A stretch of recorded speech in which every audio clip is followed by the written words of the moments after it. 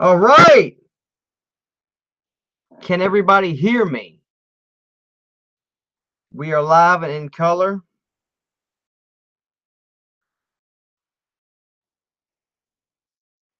On YouTube.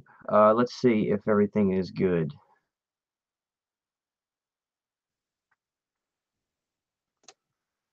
Let some people come up in here. Up in here. All right. Not to sound like Matthew McConaughey. All right.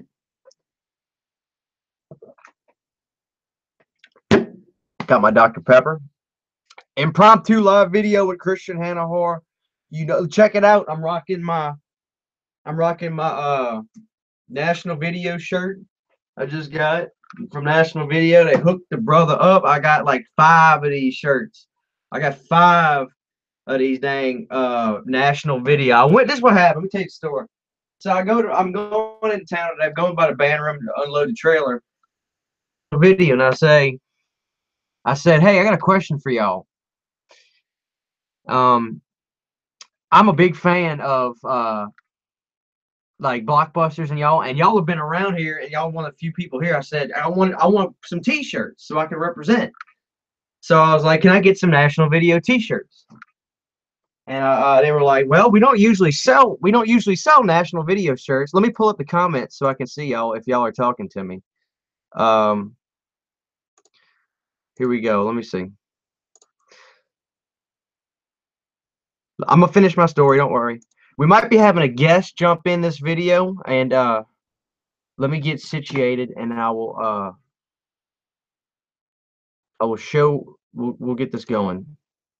Let me see. Matt the Collector, howdy you there? Geek Out Cinema, what's up? What's up, brother? We got people coming in. Mike's Horror Corner. I want to shout Mike's Horror Corner out because this is a musician, Michael Golden and the Outsiders, a fabulous band. Fabulous band, bro. Your song,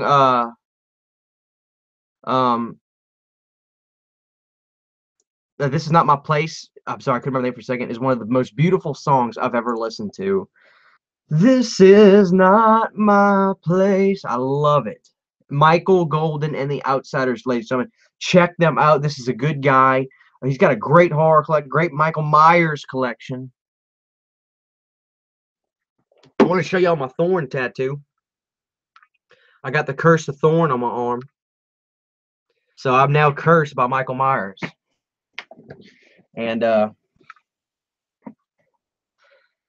let's see. Okay, so let's see who's talking.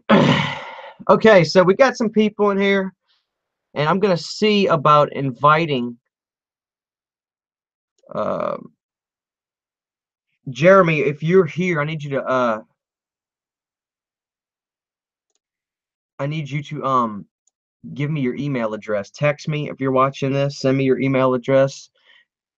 It says send an invite as Christian Hannah email. It says add names or email addresses. Jeremy, give me your email address to your YouTube channel. So what's everybody been up to? It's a Friday night and the feel is right. There's something wrong with it. And the feel is right. I'm trying to think of, I haven't Dave G, longtime viewer but rarely comment. Just want to say, Dave, I wish you would, be a part of this with us because I would love for you to I love it when my subscribers, and I just call them friends. I don't like calling it script. You subscribe to me, but I want you guys to be my friends. I love it when people conversate with me about this stuff. I love Geek Out Cinema says it's what a night. All right. So I'm trying to think if there's anything new recently I've gotten. I tried to go pick up Misery today, but they did not have it. I wanted Misery. Scream Factory just released it, but they didn't have it at the store. So I'm gonna have to either order it or just wait a little bit longer.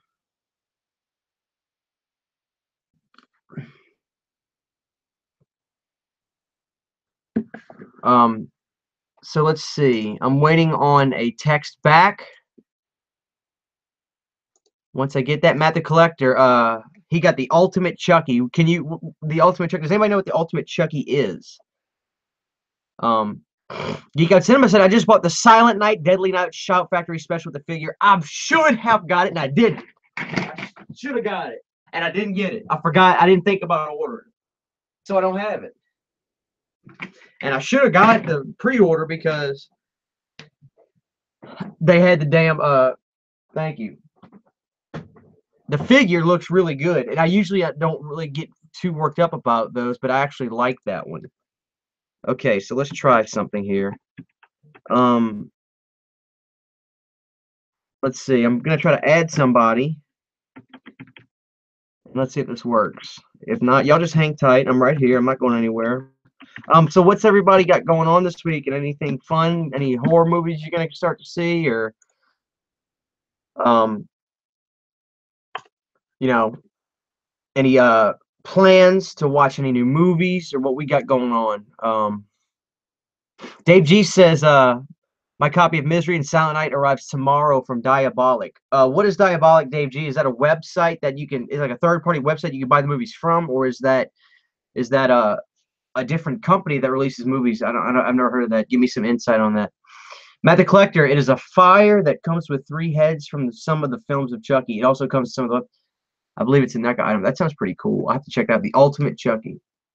That must be new. We just put the Christmas tree up. Finally got it out. I'm lagging.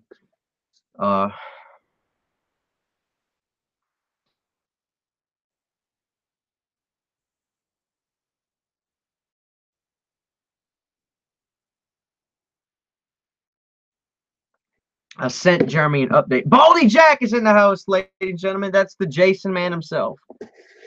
And you meant to say figure, Matt. I got you. So we've got our Jason right here, Baldy Jack. This is the Part 7 Sideshow collectible, and it looks great on my desk. I have such a professional-looking desk. Okay, so let's see.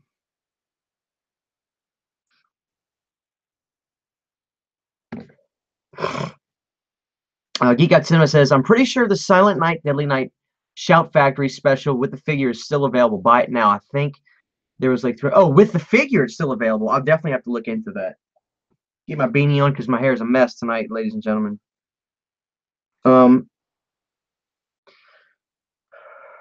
Matt the Collector says, I got Halloween 3 Scream Factory release for Halloween 3. Finally got it. Great release and a great film. A great film. Let's see. I showed y'all the candy bowls. I'm trying to think if there's anything else that I got that I really just haven't shown off. I did get the tiny mask from Shorty, whatever his name is, from Killer Clowns, and that was from Trick or Treat. I got if you can see it, I don't think you can see it up there. I think I can move the camera.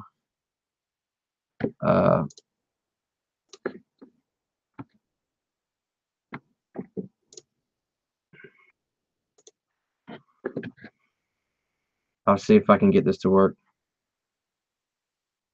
Okay, so I got the Dr. Decker. There he is, right there, the Dr. Decker mask. I got that, and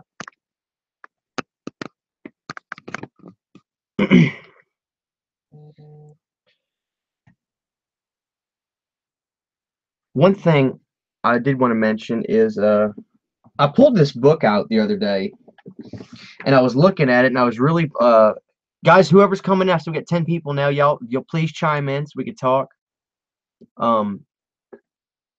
Okay, Baldy Jackson's Part 7 Sideshow without a doubt is the best, especially the body sculpt. I like mine. That was given to me by my friend Jeremy. Nasty. He's got a gross.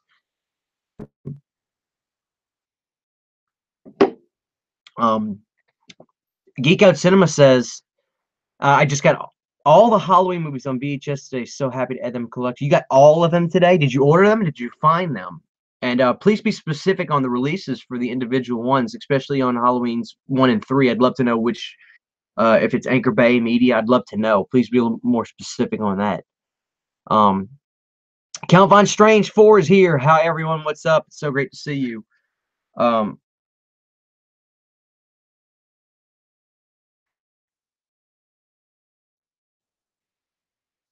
Sorry guys, I'm not trying to be rude. I'm trying to get somebody. I want y'all to meet somebody that's part of basically my family.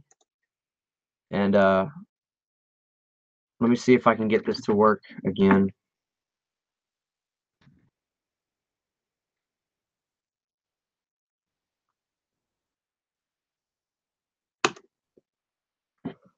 Trying to get my friend in here so y'all can meet him. And he has a great horror collection. He can show y'all some cool stuff in the horror collection.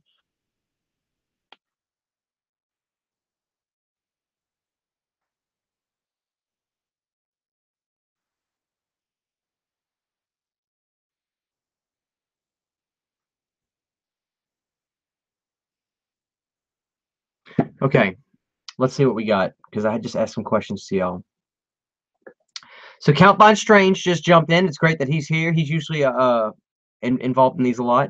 So Bally Jack says, so Christian, have you heard about the Jason Goes to Hell documentary that making the 25th anniversary? I did in my last video, Straight to Hell, my retrospective. I did make mention of that. I don't know if you had saw that video, Baldy, but I'm excited. I like Jason Goes to Hell because I take it for what it's worth. You know what I mean?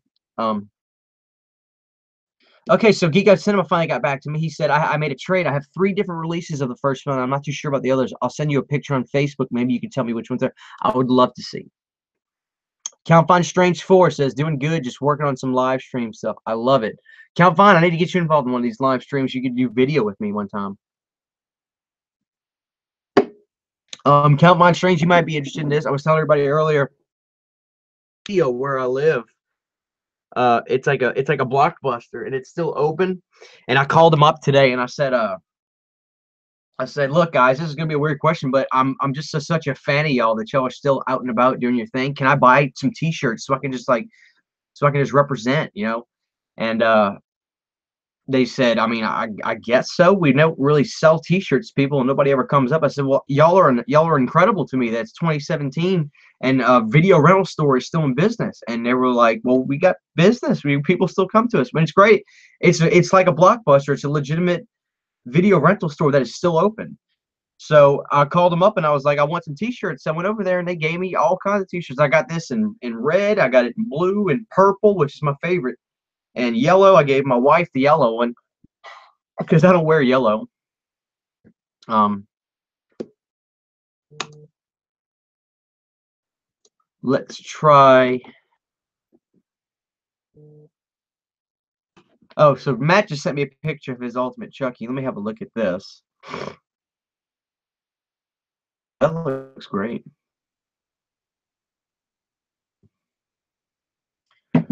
So you guys aren't tired. I thought it would have been too late to do one of these, but I'm glad y'all did. Dave G said just so that they're re-releasing the Friday the 13th collection on Blu-ray. Are they redoing that box set that came out? Is that they're just going to release that again, or is it going to be different packaging? Or what can you tell me about that if you know anything?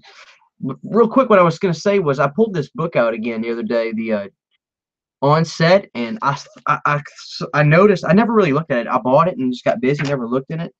And the damnedest thing about this is in this book, in some of these movies, it's so crazy, especially for Halloween, because there are pictures that really you never really usually you think you see all the pictures in the I mean the pictures from the set and everything just from documentaries on the internet, but there's stuff in here that's not even on the internet to my knowledge. Real quick, let me catch up with y'all. um yeah, Count, we're gonna get together on that. I need to schedule a date with you one day so me and you can do a live stream. um Dave G, no, it's a regular Blu-ray case, 8 discs. Huh. Part 1 to Jason Takes Manhattan Blu-ray. That sounds cool. If the packaging is cool, I'll probably bite the bullet and get it just because I'm such a fan. Count Fine Train says, that's awesome. You still have a local movie store. They're almost a thing of the past. They really are. There was something on YouTube I watched. It was about a Blockbuster in Alaska. And I have Forrest Whitaker. Can you say this eye naturally? This eye naturally is just more closed than this one. Like if I open my eyes up, They're the same, but watch. I'm gonna relax them. I kind of look like Rocky because my eyes are just so like I got sad, droopy eyes. That's just the way my eyes are. Some people comment all the time, "Hey, Christian, you look so tired." Steven just sent me a photo. Steven Durock. I think is this my okay, here's my horror VHS guy. Okay, Steven, so let's see what you got. You've got a widescreen Anchor Bay. The Blockbuster Presents. I think that is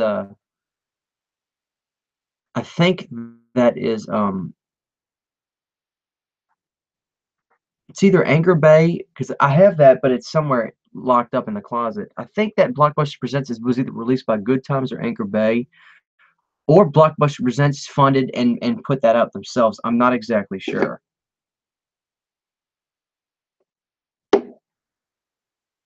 Um, let's see what else you got.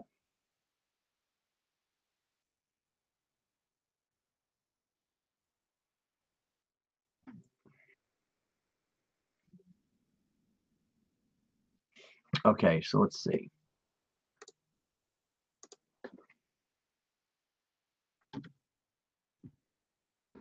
Let me type this in real quick, ladies and gentlemen. Bear with me. If you're new, please drop a comment and let me know what's up so I can add you in on the conversation.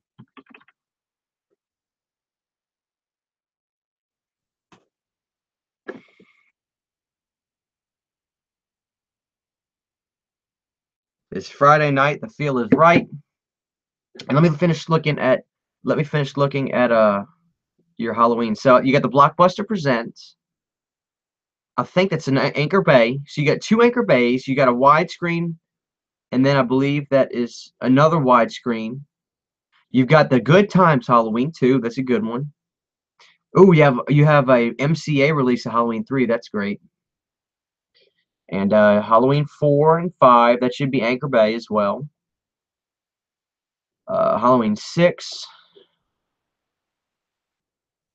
Um, Sydney, yes, if you're watching, bring me some VHS. These people need something entertaining. I need to entertain my subs. Sydney says she's gonna pull out the VHS box, and I can see what kind of horror VHSs I have to show y'all. And it looks like your H2O was just, I mean, that was 1998, so whatever company that was that put that out. I'm having.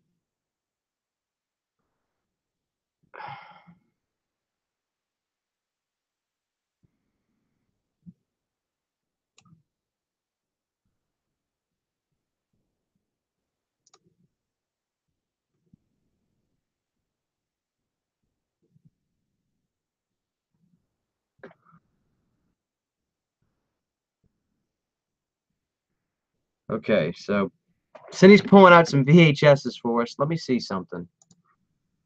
I gotta look something up real quick. Let me see what y'all are saying.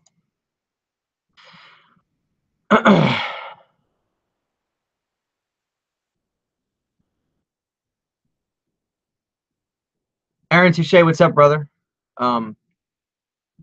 Any news on the new Halloween film? I heard they're putting off filming to the beginning of the year. Yes, David, I can explain to you what I know. Bloody Disgusting just put out a new article today. Okay.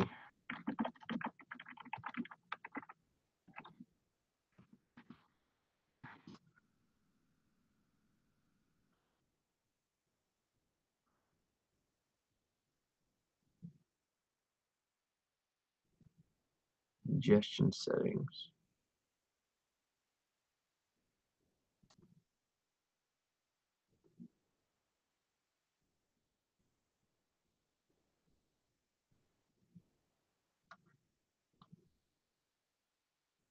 Let's see. One thing I can tell you for sure is the filming is not starting until next year, and I can tell you why I think so. They say it's because of casting and things like that. I think Jamie Lee just wants to enjoy the holidays with her family. I really do. It's really that simple to me. I could be wrong, but I think they're just saying, well, screw it. Let's just wait to the beginning of the year to start the filming because, I mean, we don't need to. we don't need to start it this very second. At least that's the way I see it. Okay, so we got some horror VHSs here. I haven't looked at these in a long time. Before I do that, let me check one thing out. I'm trying to add somebody, but I'm having trouble. Okay, so let's see.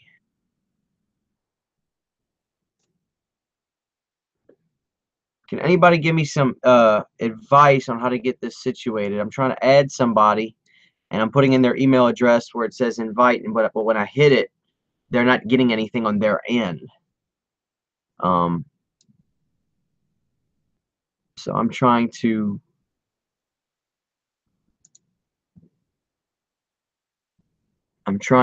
situate that, but if I can't get it, it's not a big deal. I'll carry on.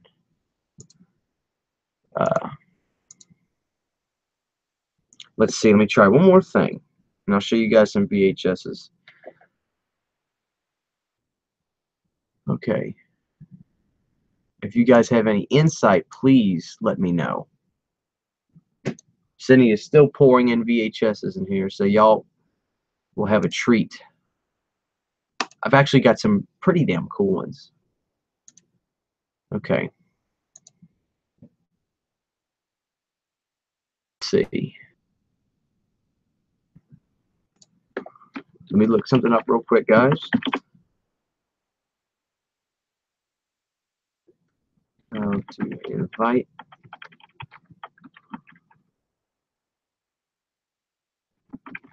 Straight. Okay.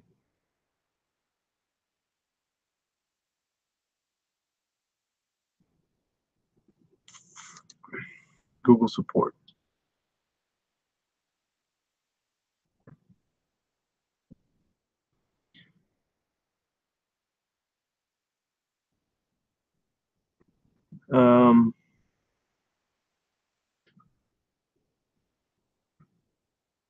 This is crazy. I've done this before with my brother. I don't know how the hell I did it.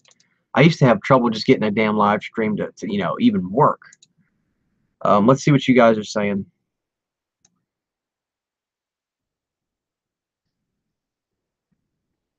Okay, somebody's helping me out. Let me see what this says.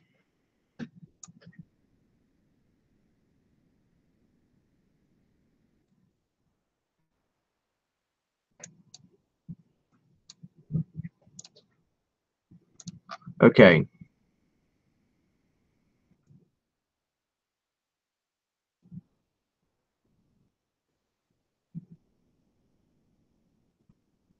Send the link on Facebook. Okay, so yeah, okay, let me try that. Okay.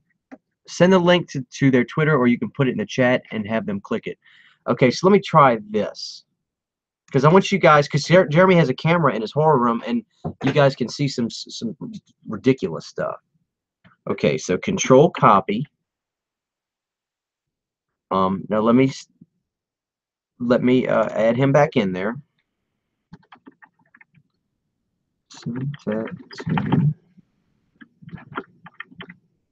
Okay, let me get his email back in here just to try this again. Y'all, I appreciate y'all being so patient with me. This is very unprofessional of me, but you guys know I'm not the most computer in the world. So, okay, so let me go to the chat and see if I can get this in here. Okay. Okay, I just posted the link in the chat. Somebody, Jeremy, let me know if you see this.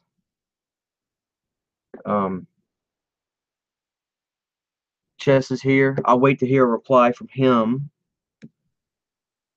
Okay, so let's see. We got horror VHSs. The first thing we'll show is, good Lord. I've got some Halloween in here for you guys. So we got 17 people joining in. Excellent.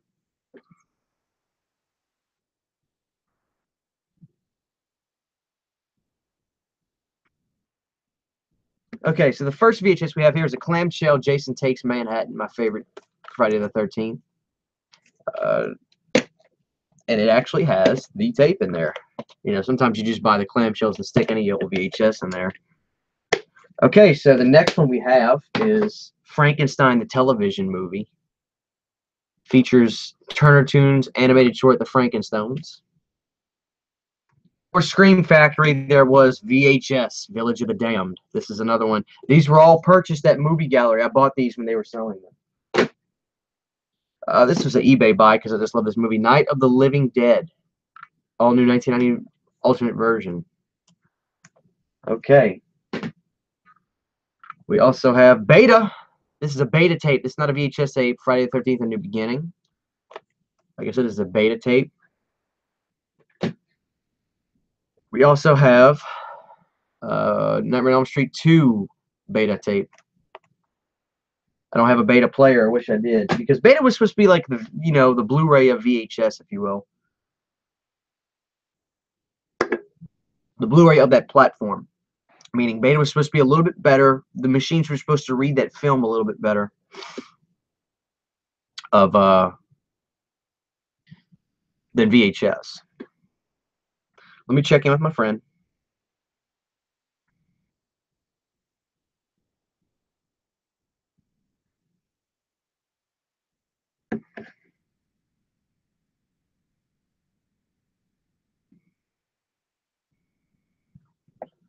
Okay.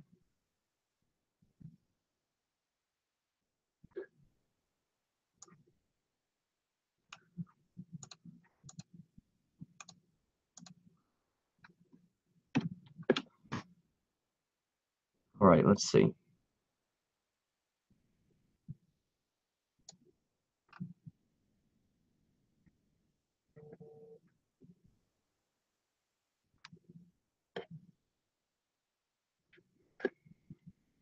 I think he's having some kind of difficulty.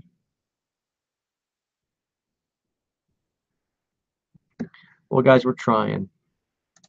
Let me just send him the link through Facebook just to see if this does anything. And I've got one more thing I can try. Let's see. Let me pull this up. Then I'll finish showing you guys the VHSs. Let me try this. One last thing. Okay. All right.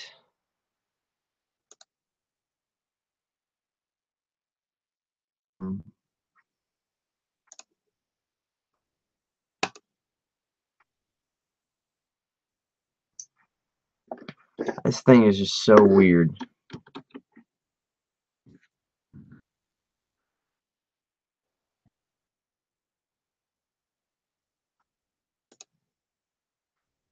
Oh well, we'll have to figure this out another time, I guess. This thing's just not acting right. He's getting the link, but it was saying it's just giving him an error. So let's go show a little bit more. So we got Sticks and Stones. So funny thing was, when Blair Witch came out, there was no internet like there was today. Obviously, there was internet, but it wasn't like it was today. So they sold this movie like it was legitimately real, and this is a fake documentary. Like it's like the fake family talking about how they missed their loved one. It's really bizarre. You know, it's really like it's really weird. You know, but it's all an act. It's all like, you know, it's a fake documentary. But they sold it like it was real. You can't do that anymore. Predator. I got this at like store. And I think I got this one there as well, Predator 2, which I have to watch. I've never seen it. Is that Gary Busey in there? I'll be damned. Okay, so I haven't looked at these in a long time. Ooh, this is a Japanese Friday the 13th Part 5, A New Beginning. And I like these for the artwork because Japanese releases love putting a bunch of art on there. Look at the tape. I think it's actually blue. This is a Japanese horror VHS tape. And the thing about these is there's no reach encoding like there is on DVDs, obviously. So you can stick a Japanese tape in a, you know, any old VHS player and it'll work. Now, the only thing about it is the transfer is kind of shitty. Now, I don't know if that's the way because it's just old or what, because it actually doesn't look like it's been messed with much, but the transfer does not look all that great. Moving on, we've got a release of Hellraiser. This is pretty cool. I got this from National Video. Big Trouble in Little China. Let's see if you guys are chiming in.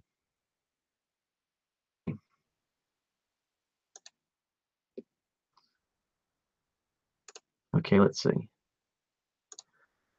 Oh, I need to catch up with y'all.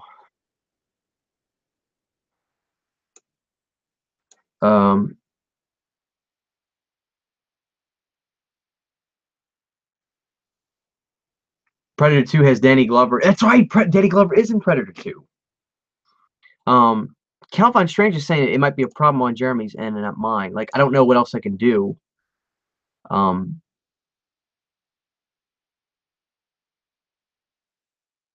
He should have been able to enjoy the jet. I don't know. You know how these things are.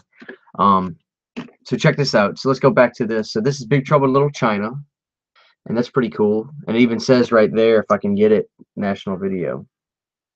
It's pretty neat. Silence of the Hams. Love this movie. One of the best 90s horror movies, in my opinion. Jack Frost. Not the one with Michael Keaton. This is the real Jack Frost. Yeah, as you can see, Jack Frost. Oh, shit! Hey! Hi. Muted. Can you not hear me? Now I can.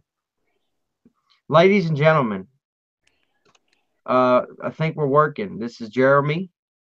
What's y'all up? say hi. And Jeremy, you got to show off some stuff if you can in your horror room.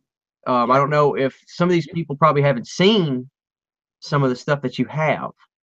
And I know some of them be really like, especially, the creep show bust you have and things like that. I think a lot of people would really enjoy that.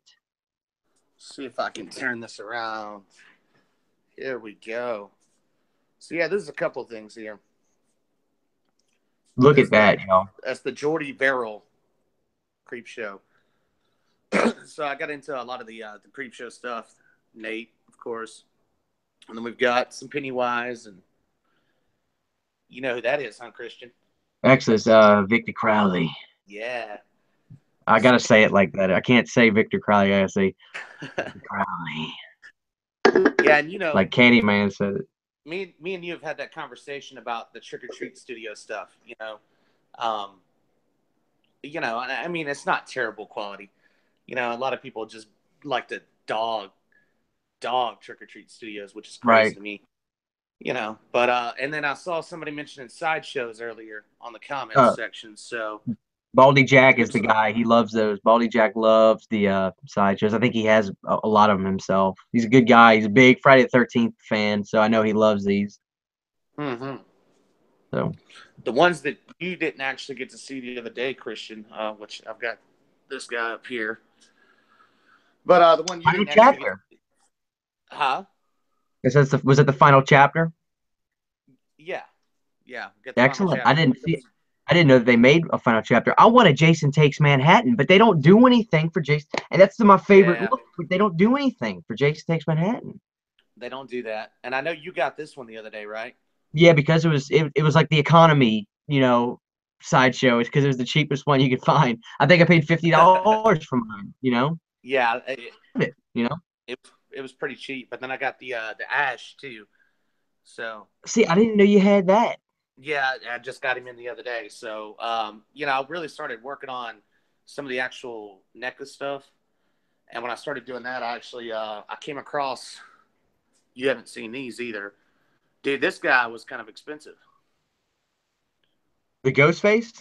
Yeah, Ghostface. Yeah, I got one when they had originally released those. That Evil Dead 2 sold out pretty quick. They didn't really have those in the stores either.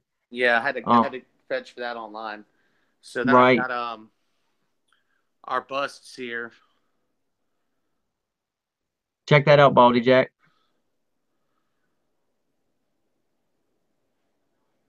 That Jason X is cool. I don't think a lot of people have those. Nobody really. You don't see a lot of collectors getting stuff from Jason X for one reason or another. But artwork looks great. I like the Jason X stuff. I know it's not a fan favorite, but I liked it. And I guess the comical stuff in it, kind of turned people off or whatever, and it was just a bad production. But it was still one of those fun films for me. Like, what's that goofy movie you like? Um, that's a long list. There's one in particular I can't even remember, but you love it. And Evil Ed. yeah, Evil Ed. I mean that's a cool movie. It's ridiculous in its own right, but Okay, let's catch up on these comments real quick. I'm getting, and maybe you can answer these, Jeremy, if I don't know it. Um, Dave G says, first off, Count Vine Strange asked, is Jeremy Lucky tattooing? Like, I don't know if you're asking if that's who he is. Yeah, that's his YouTube channel. Yeah, Lucky Tattooing. Lucky Tattooing is my YouTube channel. Yeah. Okay. So Dave G says, I just picked up the Vinegar Syndrome release of Jack Frost. I think Vinegar Syndrome is kind of like a specialty release company, like Scream Factory. I think I've heard of that, but I've never picked anything up from them. Count Von Strange. Okay, he says, okay, that's what I thought. I follow his channel. Thank you for doing that. Okay, Pumpkinhead NC84. I don't recall you commenting yet, so welcome. Have you heard anything about the life-size 9-foot Pumpkinhead that Tots is supposed to release? 9 feet! Like a price on it. No, I never even heard anything about that. I haven't heard anything about that either. I'm definitely interested in that for sure. Is your roof tall enough? 9 feet! Dude, I'm down. Okay. Baldy Jack says that the Part 4 sideshow is hard to find. Well, he would know. And Pumpkinhead NC84 says he's saying, yeah, it's happening. Matt the Collector asked Jeremy, how long has Jeremy been a fan of horror? I'll let you take that away. Cindy, if you're watching this, give me a Dr. Pepper. Bring me a Dr. Pepper. A horror fan all my life. And as long as you guys, I can remember when I was a little kid going to the video store with VHS tapes, man. And my grandmother, we'd walk down there and go pick up VHSs.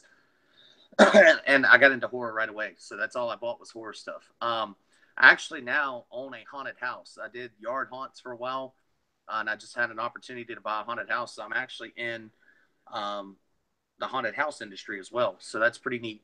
And that really overdrove me to kick up my horror collection along with Christian here. I went to his house and saw his room, and I was like, damn, dude, I need to get all my stuff in one place. So that's what I started doing. So I think it worked pretty well. So all my life, really, just as long as anybody else that collects this goofy stuff, right? Yeah. Okay, so we got O Stargazer says badass collection, Jeremy. So that person likes your collection a lot. Geek Out Cinema says that's an amazing collection in all caps. He also says you both do. So thank you for that. Pumpkin and NC84 says, Christian, thank you. Wife, bring me a Dr. Pepper.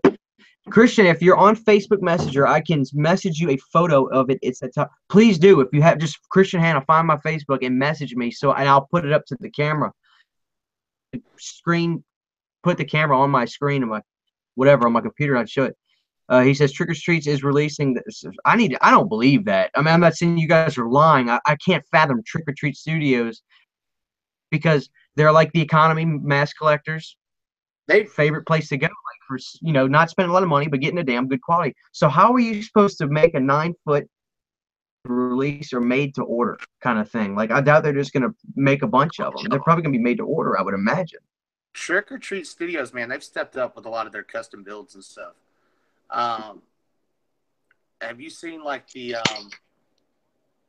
well, I know you've seen like the Billy the Puppet that they do, right? It was like what, $200? Yeah, I've seen one of those in person, and I was impressed. I saw it at Texas Frightmare, the convention. Somebody was selling theirs, and I was like, "That's Trick or Treat." I thought it looked great. That's a super cool piece. And then they had the Gremlins, of course. Now I bought one. I don't think I showed that a while ago, but I bought a Gremlin that I haven't seen anywhere else. So, here's the question: what's both of y'all's most prized possession in your horror collection? I'll let you go first, Christian. My most prized possession is it changes often, but I can think of right now.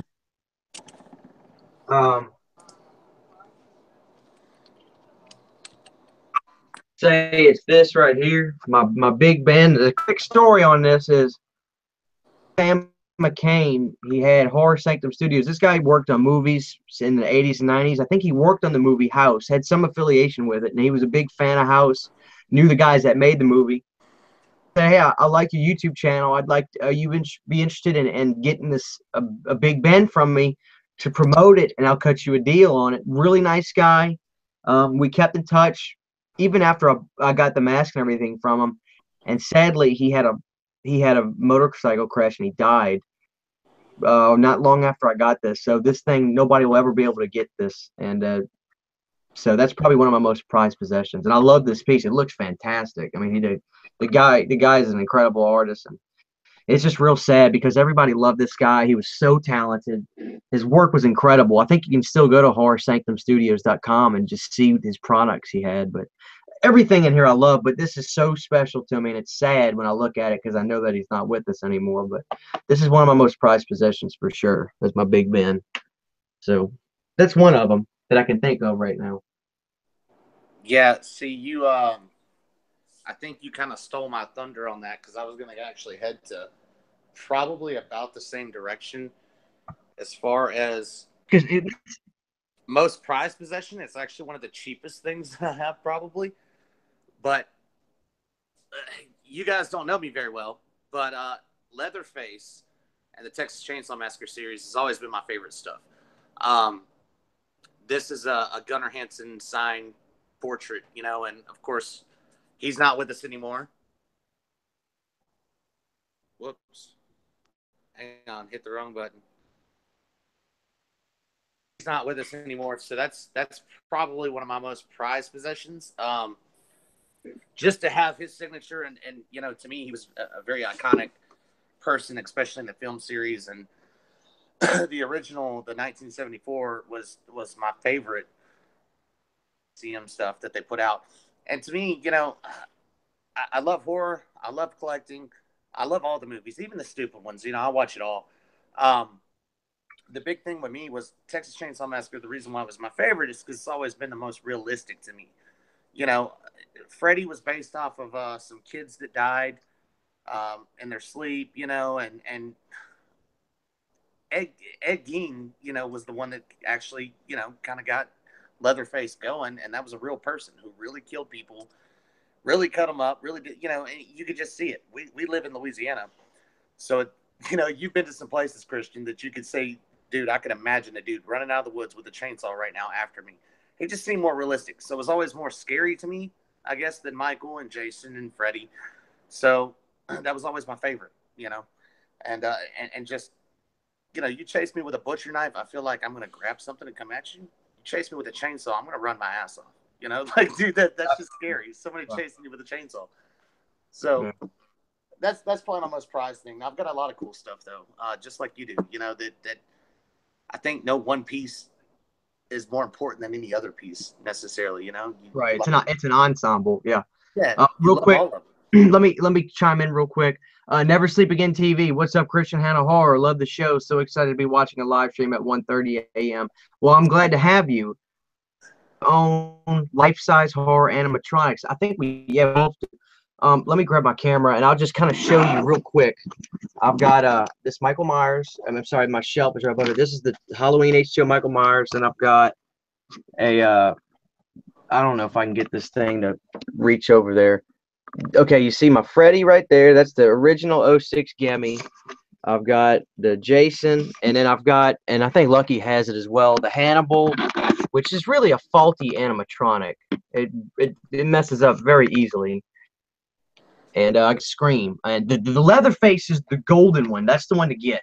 But it's so rare and so expensive, I don't ever think I'll get it. And That's the one you can get them, but they're hard to find. And then if you find it on eBay, they're usually local pickup only because it's such a bulky thing. It's impossible to ship. As a Stargazer says, as a Texan, I am a huge Texas Chainsaw fan too. That's cool as hell. I wish I could have met him. Yeah, and that's the thing. He seemed like such a sweetheart. Not to sound, but negative thing about that guy, especially at conventions. Everybody says he's very generous and nice. So, and then the same thing about George Romero. Everybody loved him. He was so nice. No, I saw George every year at Texas Frightmare, and he was just always shaking hands with people. Like he wasn't like a prima donna. Like he never had nobody protecting him. Just walking around with people. George Romero, you forget that these people are human beings because all you think of them as is these names, because they're all you see is their names on stuff that you love. But when you see them in real life, it's crazy. I got the picture of the life-size pumpkin head, and Oh that's yeah, supposed to be. If they're making that, I can't believe it. They've got to be doing that. You have to order it for it to get made. I can't just see them making. What's the price point going to be? I would probably You say got to around charge. that's got to be around 700 or so. Yeah, Um, yeah. and as far as animatronics, I do have a lot of animatronics. Most of mine are actually at my haunted house, though. I don't have any that I've just kept here. In the house, I do have small children, so the busts and knives and claws and everything everywhere are kind of enough for that. I saw a question on here. Uh, if you look for me on YouTube, it's Lucky Tattooing. That's just one word, by the way. But Count said, "What's your favorite DVD production company right now?" Now, I'm assuming he's talking about like movie productions. Like, No, probably. I think what he's asking is like, Shout uh, Factory, Scream Fit. yeah, home releases. And I would say for me, it's Arrow Video because Arrow Video is really giving a 1-2 punch to Scream Factory because Arrow is like getting the titles that are people are like, well, when are they going to release? When is Scream Factory going to release this? And then all of a sudden, Arrow comes out with, Reanimator, and then Evil Ed, and movies like, the stuff. And I love Arrow Video. I love their packaging too. It's awesome. But Scream Factory is good. Don't get me wrong. But I like Arrow. Now that raised an interesting question though. What about actual production companies, Christian? I, as far as today, I really couldn't tell you because I don't keep. I guess Blumhouse because they're about to do Halloween, but I mean, I Yeah. can't really, All right, so that's what I was gonna say is Blumhouse you because know. they actually did they did Lords of Salem too, and I like that they kind of go out I didn't know that. they go out away from the norm, and they're doing a lot more like the I guess the paranormal stuff lately, but they made some cool movies. They did Viral. Did you watch that one, Christian? No, I think I've seen the. It might have been on Netflix. It was actually pretty good, man. So they did that one, and then they did the Town That Dreaded Sundown, which was based on a true story and all that. That one was fun. Um, let's see. Good point. Yeah, Scream Factory is cheaper than Arrow Video, especially. I'll tell you what. You want to spend some freaking money? You go to FYE and buy movies. I mean, here's the thing. It's so much cheaper to go online and just order 6 or 7 Scream Factories or even Arrow. I got Children of the Corn on Arrow Video on Amazon for like $26. I remember the price. If you go to FYE, I mean Jeremy's got the card where you get the discount, Yeah. but those mother effers are ticketed at $39. It's just crazy the ups like the retail price on those bastards. But the thing is, we like supporting. If we don't support FYE, one day we're gonna go there and it's gonna be gone, and I don't want to see that happen. So we do what we can. I usually will if it's movies I'm not really crazy to have, I'll get them from FYE. But like let's say like when Halloween 3 got released on Scream Factory, I ordered it before I ordered the pre-sale for that, because I want the poster and everything.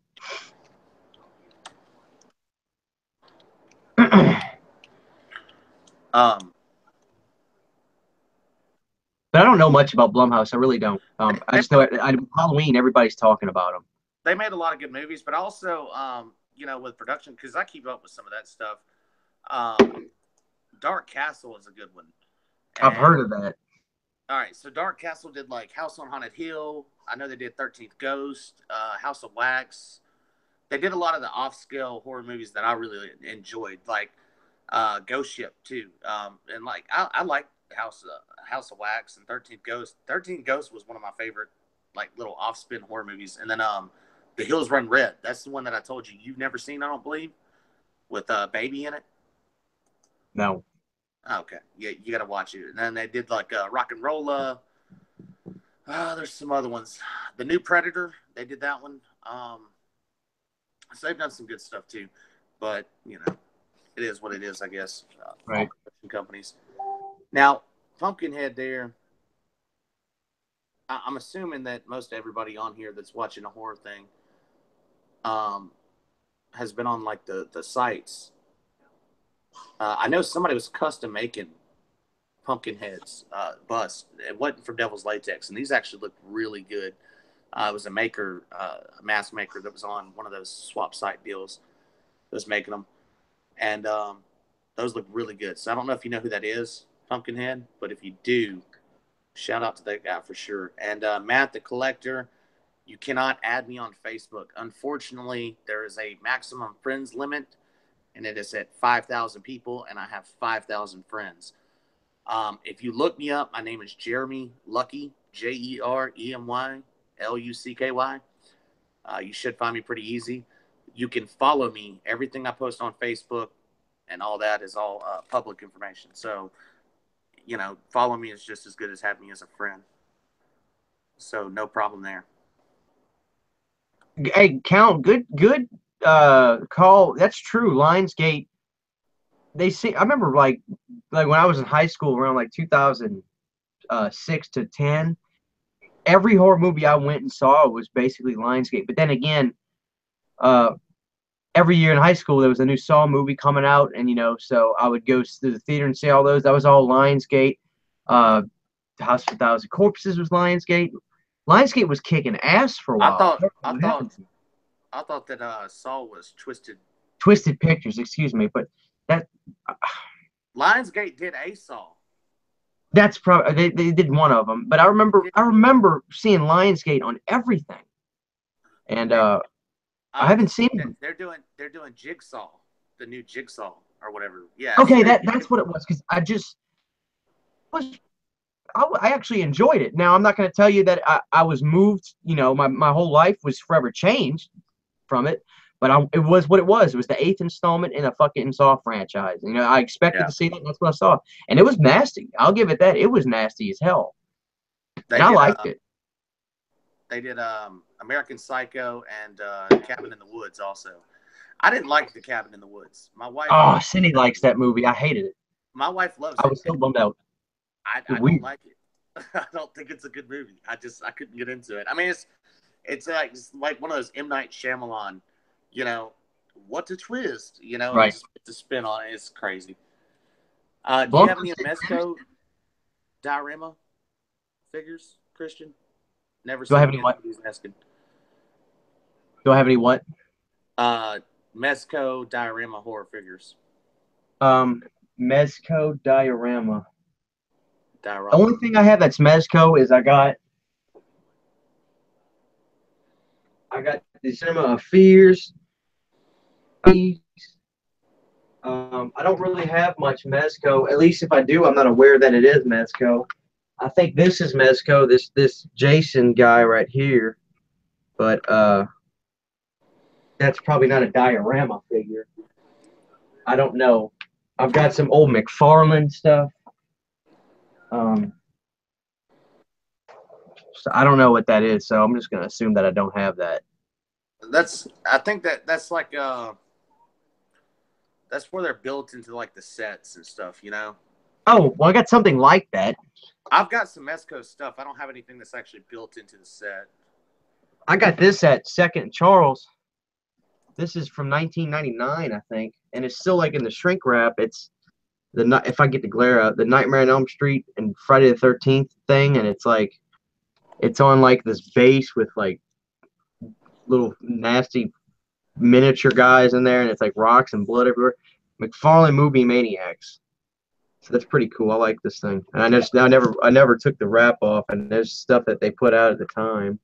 It says called Mezco Screen Grabs. I'm gonna look one up and see what they are. I can guarantee you I don't have any of those. Those are badass. No, I don't. But now, damn you, you've given me something else to start looking for. Baldy Jack, he knows that. That's the figure guy right there. Now, see, I've got. Let me switch my camera around here. I've got some. Where is he at? See, I've got like this piece, which is kind of a diorama. It's not probably the screen grab piece in particular. And then, like, I know this guy right here, my Trick or Treat Sam, he's Mezco. but I like the dioramas. I don't have many places to store most of them, and then I do have these, which were cool. Um, Man, it's kind of dark right here. I guess you can't really see those, can you? Yeah, I can see them. Yeah, like I mean, dude, like this lady laying in the bathtub, dude, it's just awesome. And I got these in a set. They were really cool. Um, I don't even remember what they're called, but they kind of diorama ish. The screen grab thing is definitely cool. You're gonna have to look those up, Christian. Those are Oh, okay. badass. I remember what I think I know what this guy's talking about. They have like a Halloween one where it's like the front porch of the house with a Dr. Loomis and Michael. I believe that's Mezco, but it's got to be if it's. I've seen that, and then somebody was saying they want one that's Tommy fighting Jason underwater. I don't know if I've ever seen that. That'd probably be pretty cool. I don't have any room for that kind of stuff. Well, I don't have room for anything anymore. Oh, I do, but I don't want to clutter my room up. I'm trying so hard not to make it, a pack rat deal, but that's why so much shit's in my closet. All right, and I just put my name in the comments section. I said, feel free to sub to my channel, guys, in case you couldn't find me or look me up. You could just click my name from there. I saw that Matt got me. I appreciate the subs, guys. He said, where was that comment that I saw? What's your holy grail horror item that you're on the hunt for? I'm not on the hunt for it, but I really want it. So I'm trying to convince myself to spend the money on it. They have a new a sideshow, and it's a Leatherface sideshow. Dude, the thing came out. It's amazing looking, but it's like $600.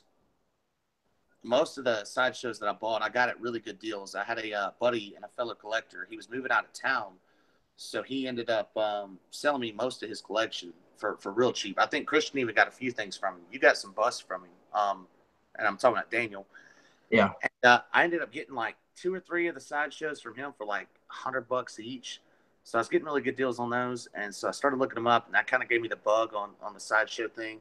And I was like, man, I got to get a Leatherface one, but it's like $600. So it's not that I'm on the hunt because I can order him, but it sucks because I don't know that I want to just spend that much money on one item like that. That's a lot of money for a sideshow. But Christian, what are you looking for? Um, Not necessarily looking for it. I know where to find it. It's just I've been talking to Cindy about it for years. I want to make my holy grail thing. It's not necessarily finding it, but I want to make a life size Jason Takes Manhattan. I've got a guy who makes the costumes and everything, but I'm gonna pay for it. So it's just something I've never really bitten the bullet on. And when the time is right, I'll make it happen. But that'll be like my ultimate. I've finally got what I've always wanted kind of thing is to make that. I've got the perfect bust and everything for it. It's the clothes that you got to get. And it's all worn and swampy and wet looking, and that's just something that's going to take time to happen. But that's like my holy grail thing to have. So, and it's all subjective because what I can like to me, what could be my holy grail to some people, like, oh, that's kind of cool, but I don't care about that. But that's my thing. I've always wanted a life size Jason Takes Manhattan. So Yeah, Never Sleep Again. I saw your comment about the dioramas are tiny and cruddy looking for the most part, but it's just a cool concept. Um, Dude, there is somebody on one of those groups that I'm in. I think it's Horror Mask and Collectibles or something like that. It's a Facebook thing. There's a guy that's on there custom making dioramas, and those things are insane and insanely detailed. Christian, I tagged you to one or showed it to you. It was the one from the Season of the Witch. Um, yes, Dude, incredible. this Cindy, guy, Cindy man, came the other day. it was like a small TV set up, and the thing blinks. You know, he had even the props that were actually from the movie, like the little Jack in the Box or teddy bear or whatever that was on the top of the TV. It was on there. So there's a dude custom making them out there. Yeah, you got to watch out for him. If y'all come to my channel, I'll eventually do a link to the Facebook group. Let's see. You had a question up there, Christian, from Let's see. Christian, I know you like Jason Takes Manhattan. Did you ever see the poster of him ripping through the "I Love New York" sign? I've actually got a T-shirt of that. Um, I want to. It's funny. I almost got like I got the theatrical poster up there, but I almost got the I Love New York one, and I kind of regret not getting it. But I have a T-shirt of it, so yeah, I love the I Heart New York poster they did, and in the Crystal Lake to Manhattan the documentary, the whatever I don't know what kind of if it whatever kind of organization it was, but they sued Paramount and they pulled all those, so those didn't last long. So if you find from what I understand, if you can find an original poster of that from '89, they're worth a pretty good bit of money. So Pumpkinhead. If that's a holy grail for you, now I don't know if they actually make an animatronic Pumpkinhead, but I can tell you this: depending on the price point of what Trick or Treat Studios is about to come out with, I could teach you how to make that prop turn into an animatronic. I mean, I could show you step by step how to get that prop specifically to be animatronic, and probably even build it for you if you sent it to me. Through the haunted house, we engineer our own props. We custom build pretty much everything we make. Now, the props that I have, these are like $10,000 props that we buy and use for the haunted house. So we don't use anything cheap. Prop making itself is pretty easy. The money comes in with all the latex and however they actually make the initial prop, and the better they look, the more expensive they are. So making it wouldn't be a big deal to actually turn it animatronic. And it'd be a full-on animatronic deal. Typically, it's not electric, though. It's usually on air. But I have the out-of-print box set of Friday the 13th. Out-of-print Friday the 13th Blu-ray set that I'm coming to find. yeah, Is that's the... Hang on.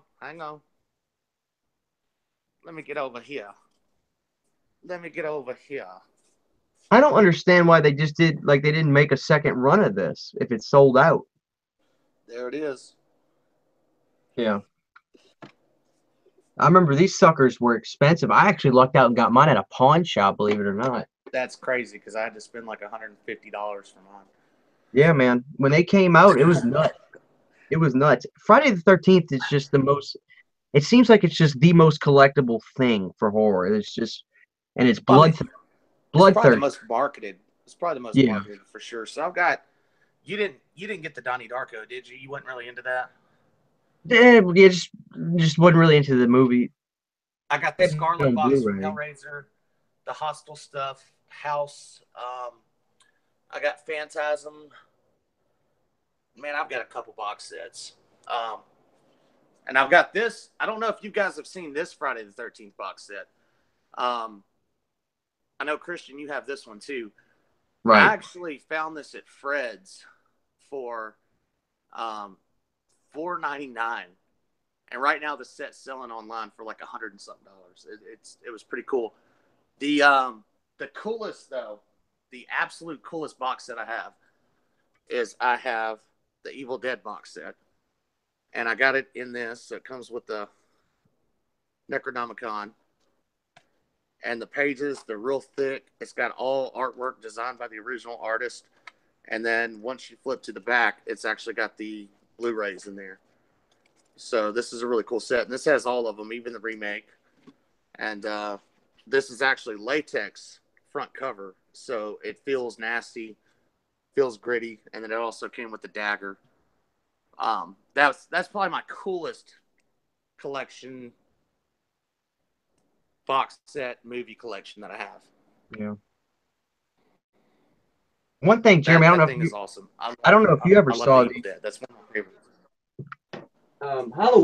Halloween did a 30th anniversary commemorative set. I don't know if you ever saw this. They did this. It's got the first film in it. These were limited to 20,000 as well. I don't know if you ever saw these. You can probably still find these online, but these are really cool.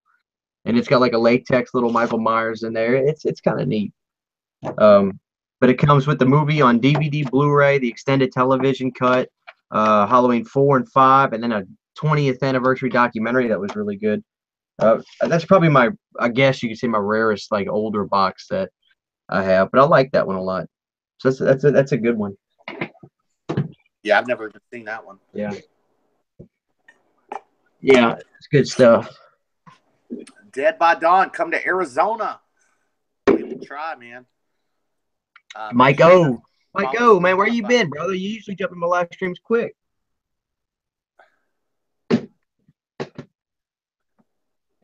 I've got the coveted Texas Chainsaw Next Generation on VHS. You guys enjoy horror bands, of course. One of my favorite horror bands, and dude, everybody else hates them, but I love Murder Dolls, and I would say that they're a horror band. Yeah, those guys are cool. So, they're kind of into the punk scene, I guess, ish. I don't know. And Typo Negative, I would almost say, is almost a horror band, and I love Typo Negative.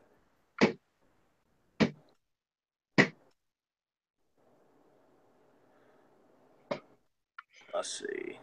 I need to get the Dead by Daylight Nightmare on Elm Street one. I was really excited about that. But I don't understand how that works. Do I have to buy Dead by Daylight and then pay for the Nightmare on Elm Street version of that game? Because that's going to sound pricey. I don't want to do that. Or can I just buy for one price the Nightmare on Elm Street version of the Dead by Daylight game? Yeah, I guess that Blu-ray set for the Friday the 13th is expensive. Oh, and somebody said that that's right because I think it said Warner Brothers on the box, so they had to. That probably makes sense why they only did it once because if their license ran out, that would make sense. There's so many people. Some people own like New Line owns Jason, Paramount owns Friday the 13th, and then Warner Brothers somehow I don't know. That's a mess. So I'm wondering who made the money off of making those. Probably nobody. Everybody got a little chunk of change.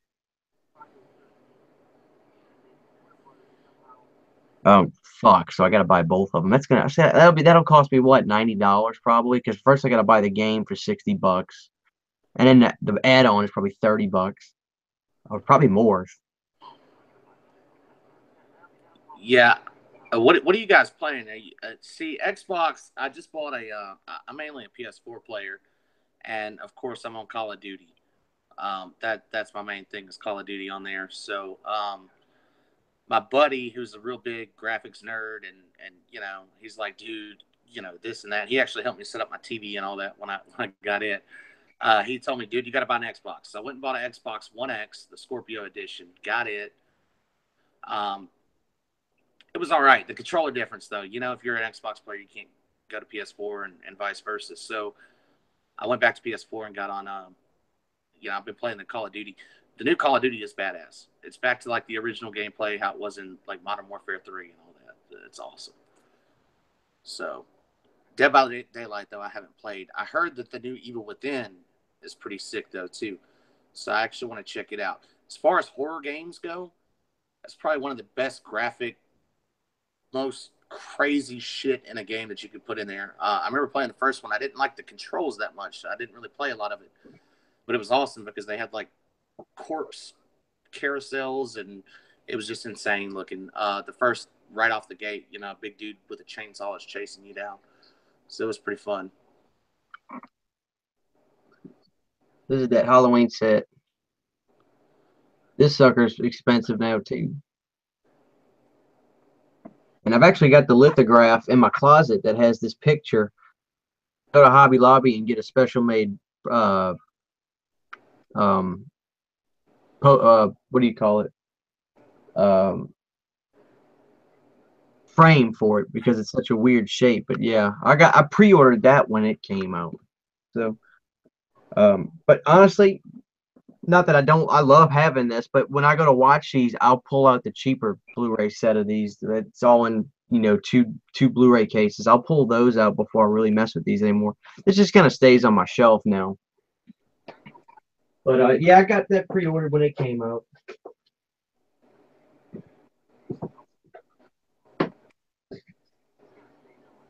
There's nobody ever thought that we'd get a Halloween Blu-ray collection set.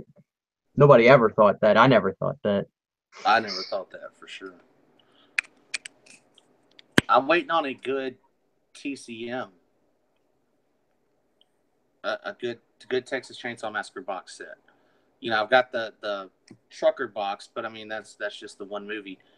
They need a good set. You can't even get part. Was it part 3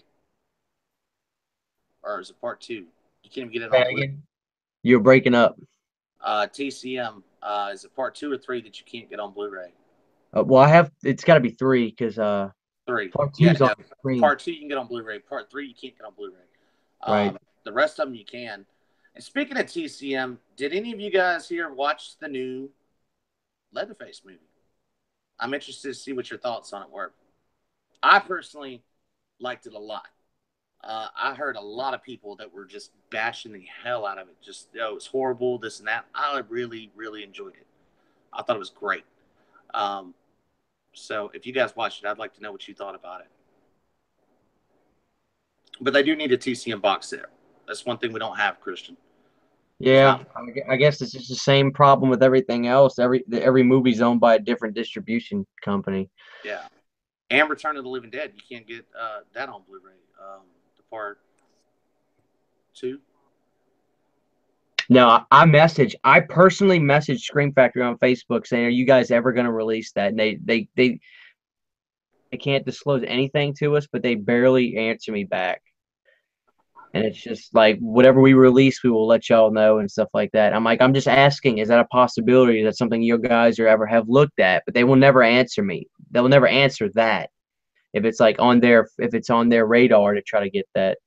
So that's what I want because I love that one.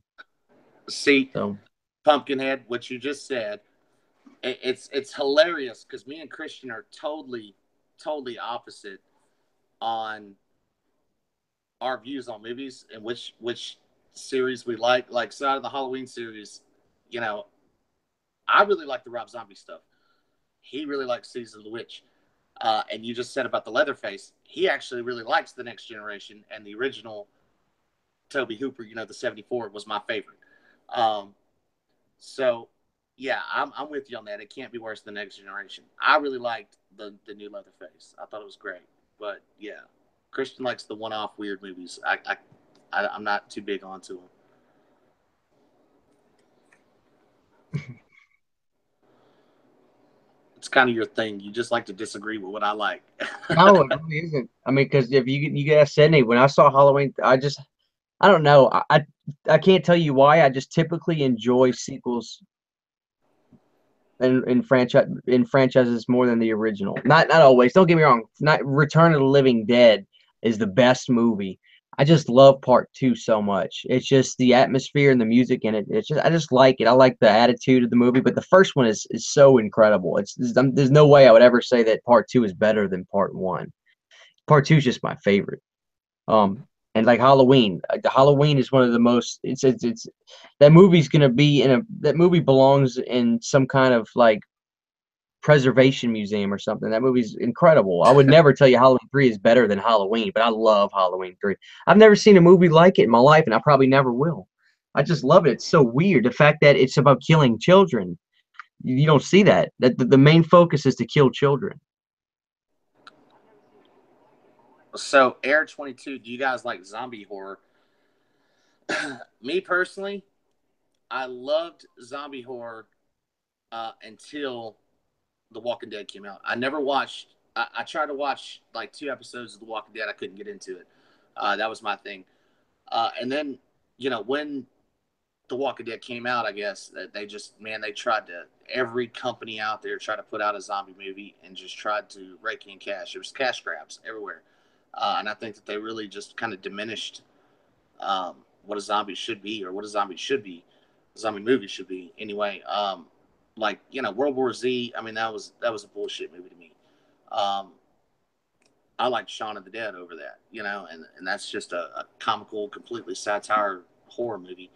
Um, Probably one of my favorite though is Night of the Living Dead, of course. I mean, that was just, it was crazy, and for that era, what they did and everything behind it, um, that was probably my favorite. And I enjoyed Zombieland a lot. That was still funny, but it was still, kind of dramatic and had its moments. So I do like horror, zombie stuff, but it's just, I'm picky and choosy with it now since everybody tried to cash in on zombie movies. What do you think, Christian? Typically, I just don't like. I really don't like zombie. I don't keep I don't watch a lot. I like Day of the Dead a lot. It's one of my favorite movies. Obviously, Return of the Living Dead's and the remake of Night of the Living Dead, the Tom Savini 1991. I love it, but I never really.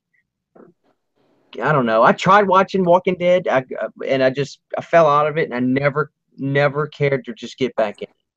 And which may be a shame. I can't tell you if I would like it or not. I don't know. I imagine the show goes something like this. Everybody starts arguing. This person wants to fight this person, and oh, there's zombies down the street. Like I assume it's just basically like that. The zombies are there to just to help gives merit to the title of the show. But I dare say the show is not really about zombies, you know. So yeah, I don't know. It's probably more of a soap opera. So I don't really care to get into Walking Dead, but I could never get into it either, it's man. crazy how one movie realized when he made Night of the Living Dead that what he did would spawn a whole, you know, just like the way The Exorcist did. It spawned off a whole subgenre of movies. So it's just crazy. But So typically I don't like I don't get into zombie movies. It's just I don't like Return of the Living Dead because it's a zombie movie. I like it because it's a piece of art. I love that. You know, I don't just say, "Oh, this is a zombie movie. Okay, let me watch this." I don't think about it like that. So I guess it's really hard for me to answer. But I never go out of my way to try to watch zombie movies. Basically, so that's the best way I can answer that. all right, so one thing right there, Pumpkinhead, that's probably gonna piss me off a little bit. Look, the new It, we actually went to the theater together and saw it. Me and Christian, and our wives went with us, and I fell asleep. I, I I was snoring. I couldn't stay awake. I woke up on the parts where Pennywise popped up. I saw it. I thought the voice was cool. It's just so much different of a Pennywise. It's so much different of an embodiment of that character of Pennywise. But you can't beat Tim Curry. You can't. He killed that role forever to this day. He is Pennywise to me, and to most fans out there. Skarsgård did great in his own right, but I mean, it's just like, and Christian disagrees with me on this a little bit, but it's just like, and I get what you said. I saw a video. Robert Englund, you can't replace Robert Englund you can't replace Freddy with anybody. The new actor, he did good, and I get it. I think Christian nailed it perfectly with one of your other videos. You said straight up, well, what would you have him do? Would you want him to come in and try to act like Robert Englund? Well, no, because that's not going to work. So he had to take his own spin on Freddy as a character and try to portray that character in his own right. I get that. But, Freddy is Robert Englund, Pennywise, Tim Curry. That's it for me. My mind shuts off if you try to tell me something different. So, I don't know. I don't know what your take is on it, Christian, but that's mine for sure. Yeah, my thing, and this is something my brother told me. Now I think the kid was a great, say kid. I say he's around my age. He's a great actor. He probably did exactly what his director told him to do. Bottom line, this is the thing my brother told me. Now, and this really hit me. Trey was like, when he told me the movie, he goes, the movie was good, and I did enjoy the Pennywise movie. I thought it was pretty damn good. I like the kids a lot. They cussed like sailors, which was pretty much like how we really were. But my brother was like, the thing about this Pennywise is you got to remember, and I could tell there was a lot of effects put on his voice, a lot of studio work with lowering pitches and just not, I don't want to say echo, but a lot of effects to give it atmosphere. Tim Curry, the thing about Tim Curry was all they did was roll the camera on that son of a bitch. And that's what's really incredible is all they did was roll the camera on him. I've listened to interviews with Tommy Lee Wallace and stuff, and Tim Curry just did a convention, and God bless him because man, the guy he's old, he's in a wheelchair, but he seems okay. He was sick for a while, but he's getting out, and he said that the kids would like in shots would stop acting and just have to say his name and say, "Tim, you're scaring me." So that's just incredible, But The movies were different. I said this in my video in my review of the new It.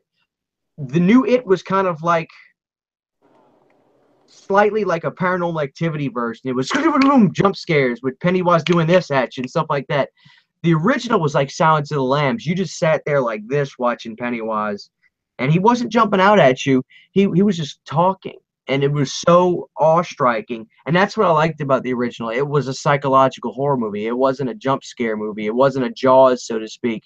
The remake was kind of like people get mad at me because I call it a remake. What do you want me to call it? You know, a reboot. What's the difference? The reboot was, you know, Jaws. Exactly, but more along that sense. It wasn't as psychological to me. At least that's the way I felt about it. So I preferred the Silence of the Lambs style of the original more so than the the roller coaster version that came out. But it was great for today's standards, man. And I'm just glad the movie made so much money. Just shows that horror's not dead, which is awesome. So I find positives about it. But the kid was a good actor. Kid was a great actor. He probably, like I said, he probably did exactly what his director told him to do, which is, you know, you know, which is good. So that's really all. Matt the Collector. I know we're all over the place here. He said, "Rock out, Leatherface. I just wish Leatherface had the mask on his face and the film longer than he did." I'm glad they didn't. Um, collectively through the whole TCM franchise, through all of it, they never really have given a good backstory to his character ever. I mean, you kind of got Freddy's thing. He was a pedophile, molested kids. Parents burned him down. Well, they don't know if he, anyway, they burned him down. Jason, kid at the camp, gets killed. Leatherface never got the pleasure of having a backstory. And, that was always, to me, it was cool because it was a mystery, so you always just had to wonder, well, was he just some dumb hillbilly in the woods that, retard, whatever you want to call it. I try to be as politically correct as possible, but, that's where we're at with it, I guess. Or what, so they actually gave him a good backstory. And what it did for me is it set up for the next set of movies. If they do continue in the series, I haven't checked the box office on it or checked, how much they did with the movie, but I really hope they did enough to keep making and going from there, because I really enjoyed the backstory and how he came to be, and the whole way the whole movie played out, man. It was fantastic to me. I thought it was great. So even not having him in the mask, I mean, it didn't even bother me. It felt like a good horror movie, and it felt like a good backstory for him. He was way more. Leatherface wouldn't be here, so I think him. Gunner was just my favorite Leatherface. Definitely. I mean, you do have more intimidating Leatherfaces, but I mean, he just the first Leatherface just seemed like he didn't have as much reason. And then, the scene where he's out there just grabbing that chainsaw and he's just turning circles. It's just pure insanity, more than just a goal, So in the other movies with the other actors, with Andrew and such, it kind of gives them, they have a goal. They're out to kill somebody and they're out to do, and he was just insane. So that's all debatable, though. Everybody's got their favorite Leatherface. And I just like the mask a lot better from the first one, the original one. It was a lot more scary.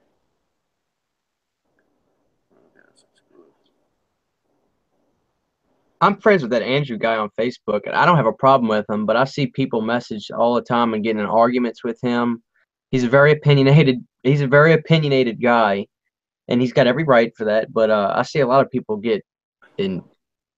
Something happened 3 or 4 years ago, or right after Gunnar passed away, where it's necessarily blatantly negative, but fans took it as him being disrespectful about Gunnar, and he was ransacked online. But that's besides the point. But I thought I'd mention that. But I'm friends with him on Facebook. Yeah. And for the record, Gunnar Hansen is the best because he I don't know, he's so good. I like Bill Johnson from Part 2 though, because I liked his kind of slightly goof. I like this. Everybody's got their their own little flavor, you know.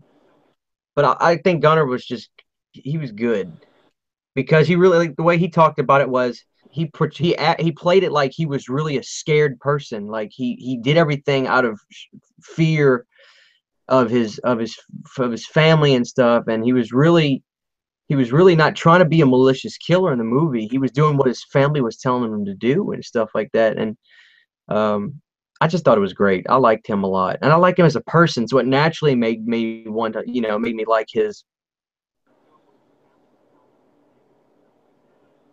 And there's no blood in that movie too. Yeah, they used the only blood that was in it was when he cuts his hand in the car. And now what you just said kind of relates to what Matt just said. Matt said Leatherface seemed so nice that he didn't seem like he would have been a killer. He didn't seem retarded in the film. He seemed like a more normal person than how he was in the original. That's what I like about it, because any killer, serial killer, statistically, most people commonly say, "Oh, well, he was nice." And I'm talking about real serial killer, like Jeffrey Dahmer. Most people say, "Oh, he was kind of timid, but he was a really nice guy. He was my next door neighbor." And you don't expect it. So every killer, they have that breaking point, I guess, that turns them into that, and it was still family motivated, even with the new one. So he had his mom pushing him into it. Spoiler alert, by the way. His mom was still kind of pushing him into it. You belong here, you belong. And his whole family was making him do things. So it still followed that sense, and he wasn't just quite as dumbed down, I guess, as the rest of them. You could still tell that he was kind of uneducated, from the country somewhere, doing whatever his family told him to do. But, he was a killer that had that breaking point. And when he snapped, it was game over, even for the chick that he had been, chasing throughout the movie, and almost like a love story at that point. And then it just changed instantly. And that's what I really enjoyed about it. So, you know why I hate the Next Generation? Leatherface is not a transvestite and doesn't have titties. LOL. That, man, that's perfect. That's exactly right. Part 2, Leatherface, is probably my favorite from Baldy Jack. Ain't that your favorite too? Yes, I really do. I really do. Honestly, part two is my favorite movie. Um, I love part two. I love the end scene when they're living in this underground looking, cave, and it looks like they got Mardi Gras lights in there. It's just so bizarre looking. I love it. I love it. I love those kinds. I just love part two. That's my favorite one, especially when he goes and gets the chainsaws and he goes by that old man's chainsaw shop and he's out there just the old man's going nuts. It's just it's ridiculous. You And know I what? love the chili cook. I didn't Oh, realize it peppercorn. until you started talking about part 2. So I had to go rewatch it. And I think I rewatched it 2 or 3 weeks ago. I didn't realize how many jump scares were in that one. Bubba's You got a know, girlfriend. Bubba's got a girlfriend. the jump scares were that's where it started in the TCM, because the first one didn't really have any. Yeah, and it actually got me, man. I don't get scared of movies, but when they're in the record shot, or the radio station, I guess is what it The is. radio. Oh yeah. Yeah, and Them comes he out of nowhere. flies out of that closet, man, just out of nowhere, dude. Oh my god! And then the guy, it did have some creep factors. I don't remember the guy's name, but the one, he was just sitting there picking stuff and eating it. Man, Top that was top. right. Yeah, yeah, yeah. Um, Um. so it was good. I do enjoy it more than I thought I did, but still, the original was my favorite. Yeah. And we'll never really get to see what the movie was supposed to be. Because Toby Hooper had talked about, dailies and the production company would just tear everything to shreds. The script was changed every day. And it would have been a shot. I wish we could have seen what he really had intended to do. I know he intended to make it funny because he had talked, Toby Hooper had always talked about how, nobody had seen the humor, especially back in the day. Nobody saw the humor in the original Texas Chainsaw Massacre, and there's a lot of it. There's a lot of humor in it, and Yeah, nobody saw that. And so he really brought it, I think, to the forefront purposely in part two. That opening scene where they're in the truck and he cuts that dude's head off, that is golden. That's Tom Savini, 101. So that's great stuff. I love that scene. Leatherface took his chainsaw to MTV's Pimp My Chainsaw. Oh, the golden chainsaw from part 3. Hey, we got the NECA part 3 that they just put out, and I love it. I love the artwork on it, on everything. I like the part 3, the way that Leatherface looks. I think it's a cool looking figure too. And part three is one of my favorites too. I love that one too. I think that's good stuff. Yeah, here to Show them. show you. That's the part 3 NECA, and it's kind of dark in my room here right now, but it actually has the Solace family I on thought it. that was a nice touch. Yeah, so you can see I've got a lot of the Texas Chainsaw stuff, and there is the best one. Just saying. You know, I was telling people the other day, and I'd actually done a video on my channel. But when we were talking about Trick or Treat Studios, this is their original mask, and they actually did a really good job with this mask. You know, I've had some Trick or Treat Studio stuff that wasn't that great, but this one, I mean, when you really start to look at it, the hair is all punched in. I mean, it's a really nice mask. It's a little thinner than some of them feel, because you know when they're thicker like that, they just kind of start to feel cheap. Like this one, for instance, from 31. Yeah. Because I'm a huge Rob Zombie fan. It looked a lot better on the website versus actually getting it in person. And I was like, okay. You know, it still looks good in the case, but it's definitely no, like, you know, favorite. I even collect lunch boxes, and those are cool. This is my Yeah. that's my only NECA Does actual. any of those come with a thermos? The Friday the 13th here. Oh, really? That's the actual NECA box. So that's the one with the Friday the 13th stuff. Or the thermal, I mean. So it has to be NECA pretty much for you to get the thermal. Who was it? Never Sleep Again TV. P.S. Christian sick cult authority. I guess I'll show this too.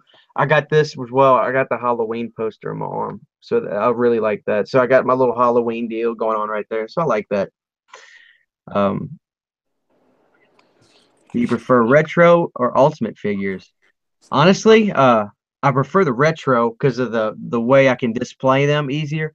All my ultimates are stacked up on top of my door right there, but they're both cool, but I like the retro when it looks like they're wearing real clothes and stuff. They're kind of like, you know, cheaper um, sideshow collectibles, and the artwork's really cool. I really like the artwork on them And myself. you were showing your tattoo. There's my Leatherface. He's upside down, but he's there somewhere. You can kind of see. So I think that's the only horror stuff I really did. Yeah, it's kind of hard to see. Flasher 101, what up, player? What up, player? So I've seen a couple things about Chucky. People talking about Chucky. That new movie, it was a fun movie. It was a fun Chucky to watch, but it sucked plot wise. It didn't make any damn sense. Have you guys seen it? Have y'all seen the Curse of Chucky? Let me know if you've seen it. We got to talk about that for a second. God, I loved the new Chucky, and the thing is, it's like like if you're Don Mancini, it's like you got to say to yourself, well, I'm damned if I do, if I'm damned if I don't. If I just stick to making Chucky hide and kill people, people will probably accuse me of, saying, oh, he's just doing the same damn thing. And, but if you try to do something bizarre, like Chucky invading more than one body at one time, which I'm not saying I understand it.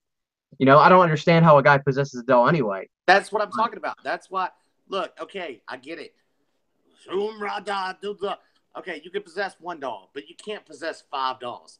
It didn't even say like is that all Chucky? Because it seemed like they started to kind of get dumbed down the line. So it's like duplicity, where it's multiple versions of himself, and then Andy, he just leaves him in the psych ward. You never hear about Andy again. And then Tiffany is in her regular body and the doll body.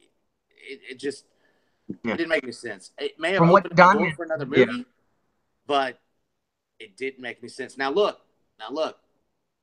like I said when I started this, because I see everybody saying I love Cult. I think that it's a good slasher film.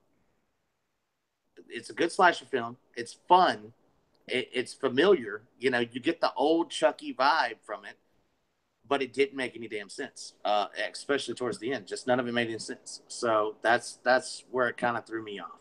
This is what I told myself. Like, honestly, if I can believe that a guy can possess a doll, if that's already not crazy enough, why can't I just go ahead and believe that he can possess six people? You know, But is like it six? Is it when six of him, or is it I six guess of? I got. Well, here's the thing. Don Mancini has said he's got all this planned out. Like all these movies, he's already had these written.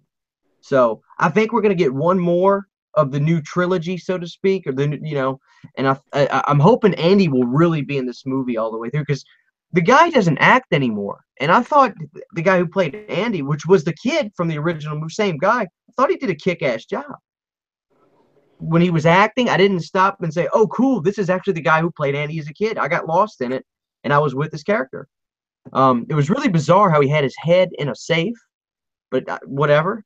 And the Chucky with the buzz cut, I just thought was so funny. And now, at the end, when you find out why he did it, I just thought, why does he have a buzz cut, Chucky? Like, why does Chucky have a military cut? But then he did it to know which one he was dealing with because he had the gun in it, which I thought was cool. But the ending was just like I was scratching my head a little bit. But Yeah, hopefully, when the new movie comes out, we'll understand where Don Mancini's going with it. You never and know. You might see this new movie, the next one, and be like, oh, But to me, it's just like when is it too ridiculous for me not to believe it? We've already got a guy possessing a doll, so I mean, I don't know. I don't know. That's that's where I'm coming from.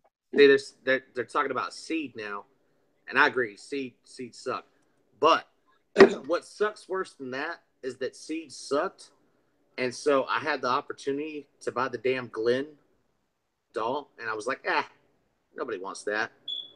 How much are those going for right now, Christian? Right.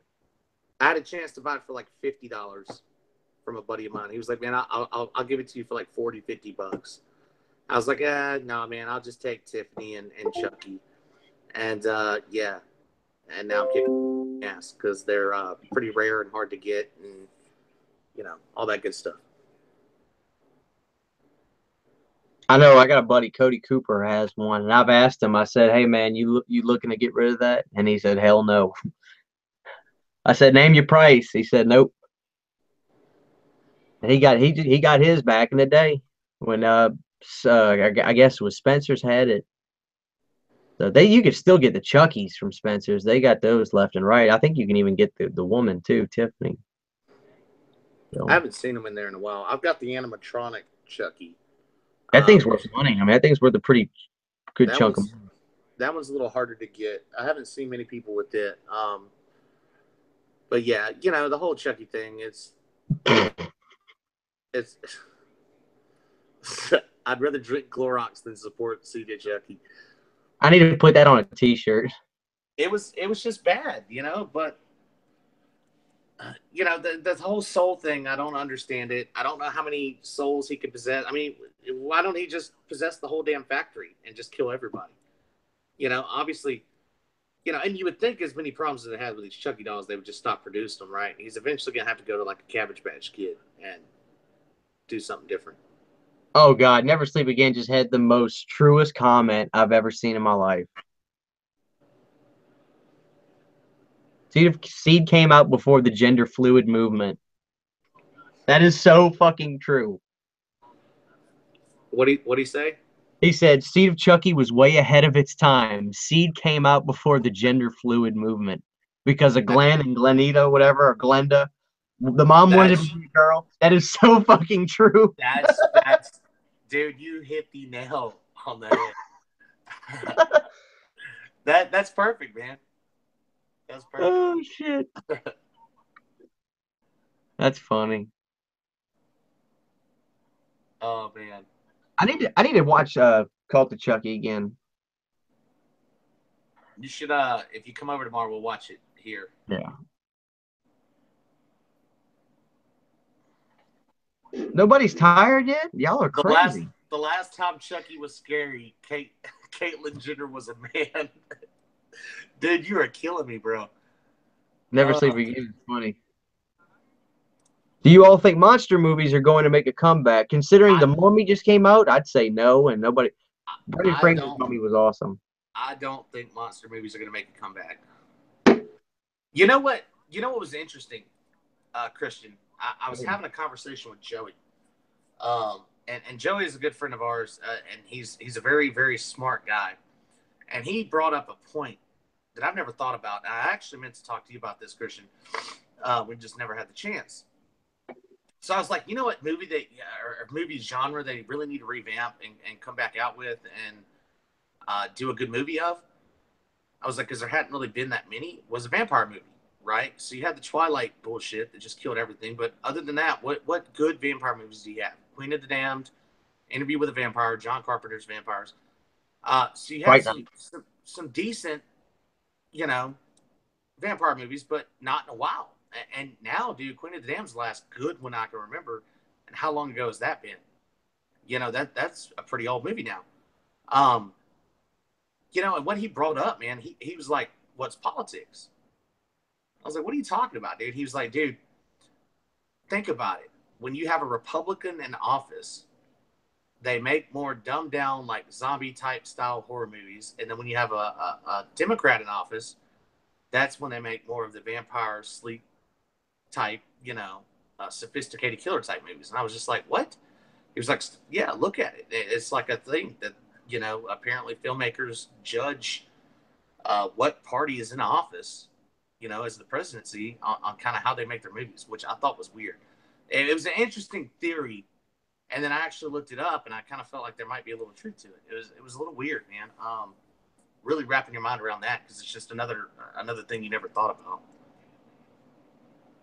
That makes sense. That they used to talk about the Friday the 13th movies being the Reagan films, having sex. If you have sex before you're married, you're sinning. The whole Republican, heavy religious kind of stuff. I do agree with that.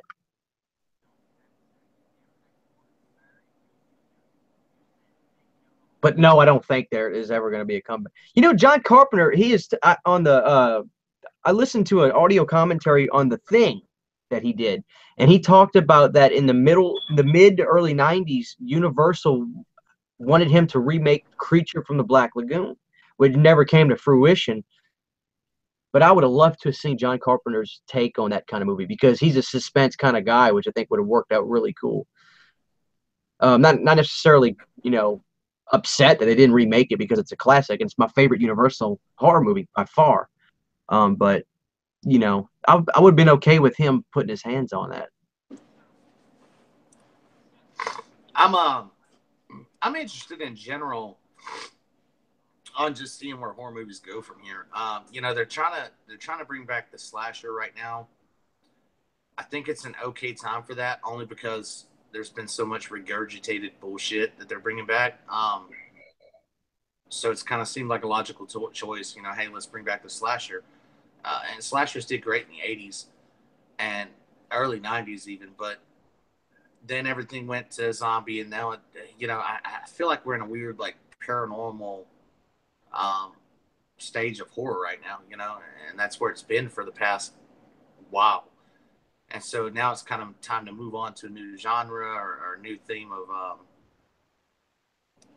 of horror. And I don't know what they're going to do exactly. I don't know where it's going from here. It's interesting slashers, but yeah, what's your theory? What's your take? I think it making as much money as it did is gonna bring remakes back. Honestly, I think don't be surprised. Look, we've got Halloween coming out now, and which technically that's not a remake, but with it making the money that it did, don't be surprised to start seeing them saying, okay, what else can we start to try again? Obviously, we're getting a sequel to that. From what I understand, it was one of the most. I forgot what it was. It made so much money. It broke some records. I know that, but I wouldn't be surprised if we started seeing a couple. Really would. But I'm just ready to get out of the paranormal deal. It's played out. I remember when The Conjuring came out. I was already burnt out by then, which I'm not saying that was a bad movie. I like James Wan a lot. I think he's a great director, but everybody was like, it's so original. It's so original. No, the cinematography was great, and that made it a great movie, but there's nothing original about it. I mean, but I'm sick of the paranormal stuff. I need something real because I don't really believe in that kind of stuff, so to speak. So it didn't really scare me.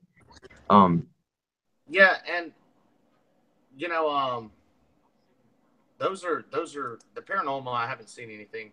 Now I did enjoy, and man, I might be the only one, and I might be crazy here, but I enjoyed Paranormal Activity, and but now, now the part 2, 3, 5, 25, whatever numbers they're up to now, I didn't really care for as much. And the original, I think it came in at the right time. It was super low budget, but I think it worked, and it had a genuine creep factor to it, with her standing over the bed watching him for hours. That was cool. And that was the movie that I showed you the other day. I think you watched it, but it kind of had the same vibe, and it was paranormal, but it wasn't on that crazy normal paranormal. It was that the Blackwell Ghost. So if you guys haven't seen the Blackwell Ghost, I'd recommend giving it a shot. It's on Amazon. Um, really good movie. For what it is, you just kind of got to take it for what it is, and it's really Paranormal Activity ish in a different kind of aspect. But if y'all can do that, yeah. And I saw the new remake on that, Dave G. I'm kind of, I don't know, I don't know where that's going to go, man. That's going to be weird. if they ever think of touching Jaws, the whole horror fan base will march in protest. Right? There's no way they can remake Jaws. Here's my take on that, Pumpkinhead. I think it'd be cool if they remade Jaws, but the one thing I hate is CGI. I don't like CGI, and that's where they would take it. So they'd ruin the whole thing. I wish that more of these movie makers would get back to just making props and putting the work and time in, and get rid of the CGI bullshit until it gets better. Until they can make it to where you can't tell with the naked eye, like, hey, this is CGI graphic, bullshit. It's not the same. Like the original Ninja Turtles movie, I'll go back and watch it all day. The new one, I can't watch 2 minutes of it. It's horrible, and that's like one of the biggest movies that you can really tell. They had to build these, and it's just like Jaws. That whole thing was animatronic. In the first movie, their shit didn't even work. They never had the shark. Yeah. And that's just cool that they had to deal with that and work through those problems, and still made a badass movie that actually like ruined vacations for American families at that time. Like, that's crazy to think this movie did all that, but it did. It was really cool. And CGI, yeah, CGI's horror's downfall. It works for some movies. You go watch Marvel stuff, all the new superhero movies that are coming out. Sure, it works for those movies. Horror movies, it doesn't work. So that's why I enjoy kind of some of the spin-off stuff, like the Hatchet movies. There's no CGI in there. It's straight up old school slasher. Fabulous, fabulous. Yeah, that's what's cool about it. And you got to respect that. CGI just messes shit up.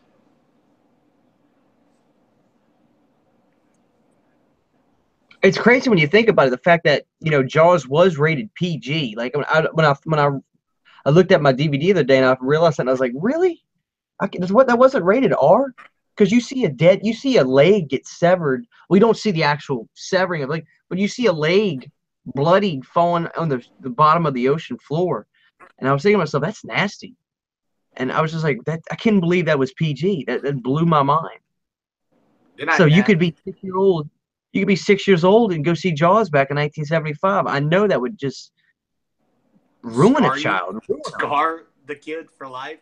How many of y'all got in swimming pools after watching that when you were a kid? Was like, oh shit. It was really cool though. There was this place, and my wife was showing me, but there was this theater that had an inflatable projector screen, basically. So they had an inflatable movie screen out on the water, and it's on a lake, and you actually sit in a tube and they play Jaws. Right, dude? How badass is that? All they need is like some little divers swimming around, touching people's feet, dude, to be perfect. But I thought that was really cool. I'd like to go to something like that. I've never been to any kind of horror screening. I've never even been to a drive-in theater before. We don't really have those around here, so I've never actually gotten to go to one. But when I saw your comment, that made me think of the Jaws thing that they did, and it was just awesome.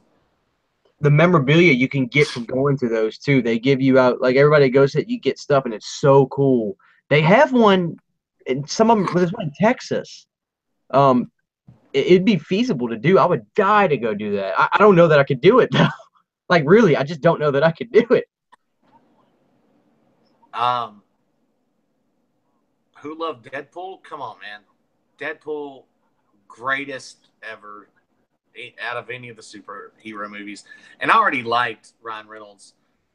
As a matter of fact, though, you guys are all horror fans. If you have not seen Voices with Ryan Reynolds in it, do yourself a favor. Right now, write it down. Go watch The Voices. It's either Voices or The Voices, but it's Ryan Reynolds. Look it up. Badass horror movie. It's hilarious. It's crazy. He's like a schizophrenic talking to his animals. Go watch it. I'm not going to spoil anything because I know most of you guys have probably never heard of it or seen it. Go watch that movie. It's awesome. But yeah, Deadpool, man, that's the best thing they've ever came out with as far as any of the hero stuff comes. Wires on Gremlin Puppet. Yeah, just the other day they said CGI would potentially be used to eliminate the wires on the Gremlin puppets. I don't mind if they use CGI to take wires out, but don't make the puppets CGI. That use some CGI and computer stuff if you got to remove something or a blemish or whatever. That's cool. As long as I don't notice it. But if you have a whole gremlin that is CGI, you're going to notice that. Basket Case is incredible. It's one of the greatest low budget movies ever made. That's what you told me. I haven't seen Basket Case yet. I need to watch that. Crazy. It's crazy. I can't believe somebody like when you read the script for this, somebody gave money to a guy to go make this film. It's just the 80s and was so crazy. Like people like filmmakers could do whatever they want. A big chunk of meat with eyes on it that sits in a basket, and then whenever the brother, it's insane. It's absolutely insane. Yeah. There's some crazy horror movies out there, like Rubber, and there's one where the guy's penis goes and kills women in the middle of the night. Just man, they make some crazy stuff that actually got funded to be made. You have to ask yourself, like, dude, who in the hell got to run this by a production company and was like, hey, so yeah, we wrote this movie. This guy's penis is gonna come off of him every night and go kill people. Yeah. And like you got committees who have to decide to fund this. It's crazy. Yeah, if there's CGI and Gremlins, we're gonna riot for sure. Like I'm gonna go to the theaters and just shoot the screens out. Thanksgiving was funny. I've seen Thanksgiving Pumpkinhead. My dad quotes the movie all the time. That's another. It was pretty good. It was pretty good.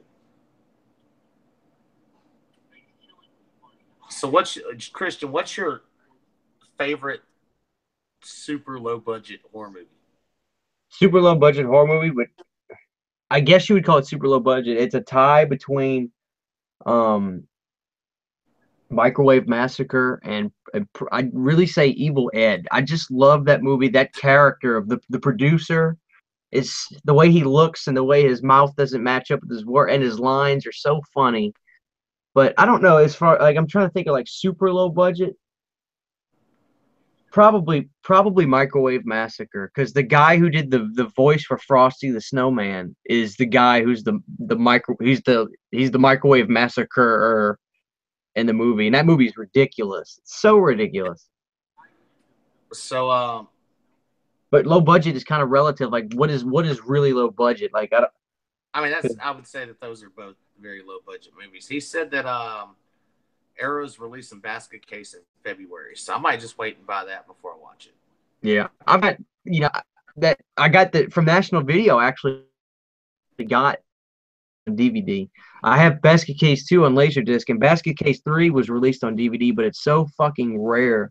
You have to pay a lot of money to get it. I mean, it was a limited DVD. Like I think the DVD company went out of business after like releasing the movie. So if you have it, it's worth money.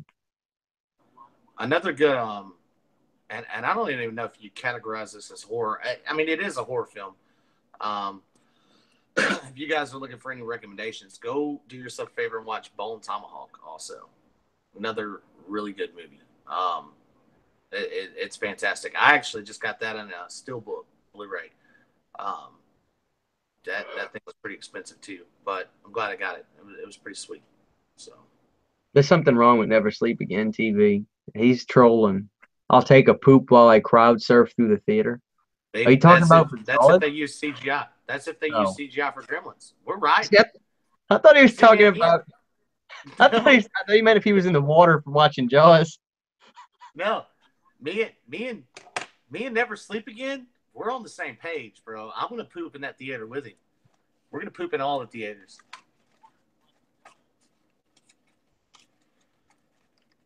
I Brain thought Brain Damage was damage. pretty good. It was all Like right. it wasn't the Green Mile. It didn't change my life. Not the Green Mile changed my life. It's just a saying I use, but I mean, it was okay. It's not my favorite Arrow release. Evil Ed's my favorite Arrow release, but I thought Brain Damage was all right.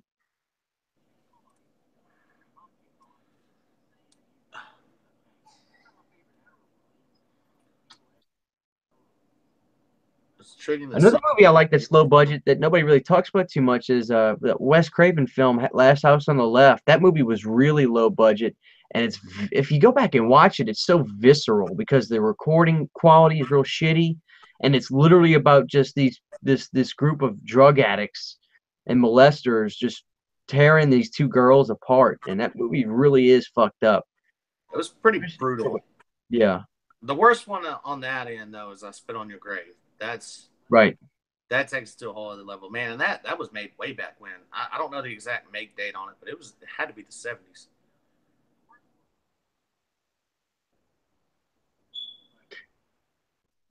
It taught me sometimes that I guess there aren't enough rocks. Oh Jesus.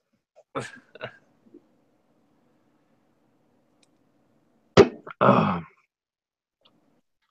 you guys like Italian horror, Fulci Argento. Sydney's into the Suspiria guy, the Argento and stuff. I'm not really into Suspiria. Nothing against it. It's just not my. I'm not an artsy type of guy. Not that I'm saying he's artsy, so to speak, but I like visceral, guttural horror movies and more so literal type stuff. Like I like. I don't know. That's just how I am. I'm a matter of fact kind of horror guy, and his stuff is kind of. I don't want to say artsy, but I'm just going to use that for a lack of a better word. So. I can't do anything with subtitles. Yeah. I can't do it. Yeah, and I have seen I Spit on Your Grave too. I have all of those. I have the original, the remake, and then the part two remake. I thought they were all good. It's hard to watch that movie, especially the original one. Um, man, it's brutal. The rape scene, man, when they're in the house on the original, and they're all just going at it, and they're trying to get the guy who's slow to rape her too. Man, it's pretty hard to watch, but the whole revenge aspect that just makes it sweeter, and so much more vindicated and justified when she comes back and just starts slaughtering these guys. Um, I really enjoyed it. And I liked all of them. I thought it was cool. I got the original too on Blu-ray, which was hard to get without a region code. Was Cannibal Holocaust, so I got that the other day. Um, really excited to have that one. That one's man, that's a great movie.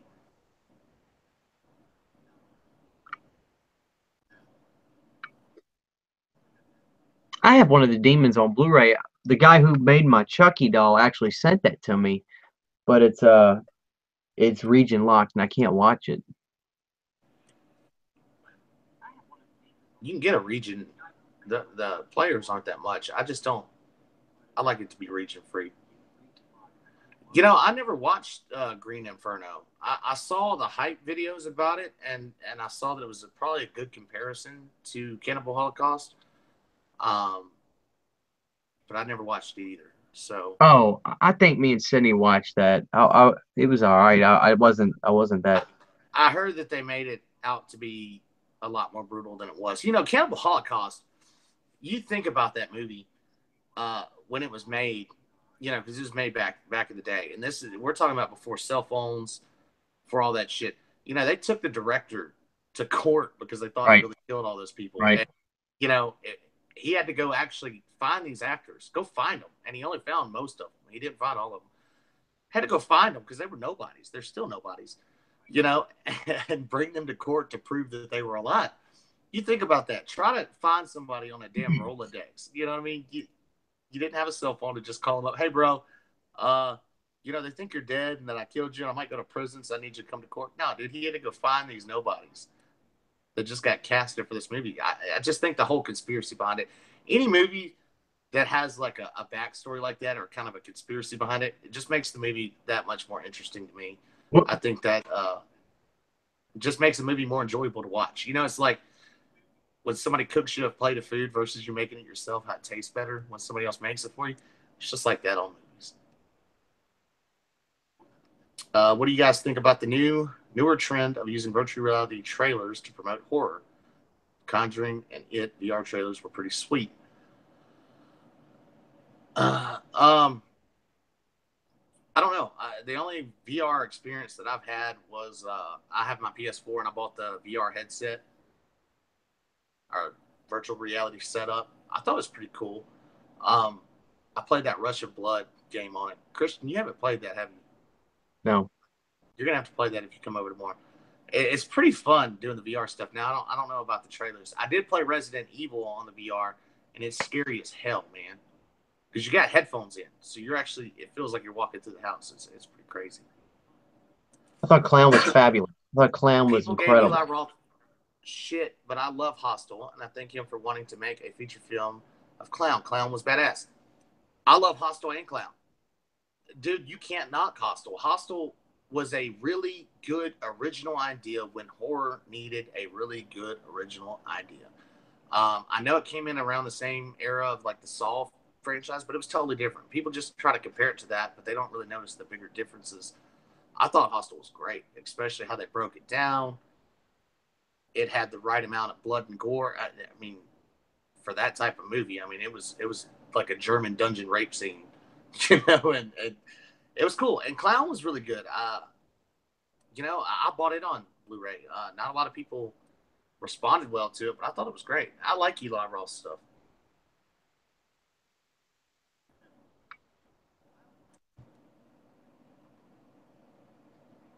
Yeah, I like Hostel a lot. Have you not watched Clown yet, Christian? Oh yeah, I watched it the very second I could. I thought it was fabulous. I thought Clown was fabulous. I liked all the Hostel movies. How many? I love the transformation over time and just I always try to get lost in when I'm watching a movie. I really try to get lost in it. I try to forget my reality and get in it, and just the feeling of putting that clown costume and not being able to take it off. It really is fucking horrifying to me. You know where it took me back to when I was a kid to Goosebumps. The mask. The mask. That's where it takes you back to is kind of the Goosebumps thing, and it was just a lot more brutal, but it was cool, and it was a new type of movie. It wasn't just some crazy clown, going around killing people. It had no comparison to Pennywise or so it wasn't trying to be that. It was its own thing. Let me take it real quick. All right, I fucking love Jeepers Creepers 3. I love it. I haven't seen it. People's dog shitting on it. I can't. I try not to just be so brutal with people. It's Jeepers Creepers 3.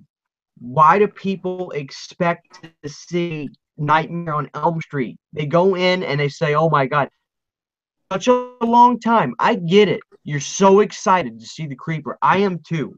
But the Creeper kicks ass in this movie. People ransacked this movie. They ransacked it.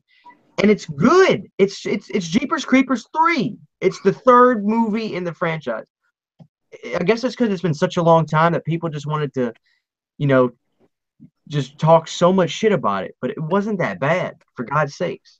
I'm ready for it to get released on video. I'm gonna get it. But I loved it. And yes, I know 1.5. It takes place in between. I get it. Dave G. And I don't know if Christian has seen that. Devil's Candy was great. I liked it a lot. That was a really cool movie. man, I cannot remember that actor's name. Holy shit, I love that guy though. I think he did a great job. Uh, and it was a unique movie. It was different. Me and my wife actually sat down and watched that one night, and it was just something I scrolled past like on Netflix or something. I thought it was really good. I thought it was a good movie. So if you guys haven't seen Devil's Candy, check it out. Thanks, Count. I'll shoot me a message on Instagram, and I'll get you in a live stream because I told you I was gonna get you on one, and so I need to. And don't work too hard. So get some sleep, brother.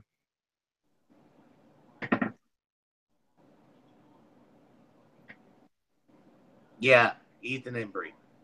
That's his name. That was a good movie. I thought it was cool. Yeah, he was in something else that I was thinking of though too.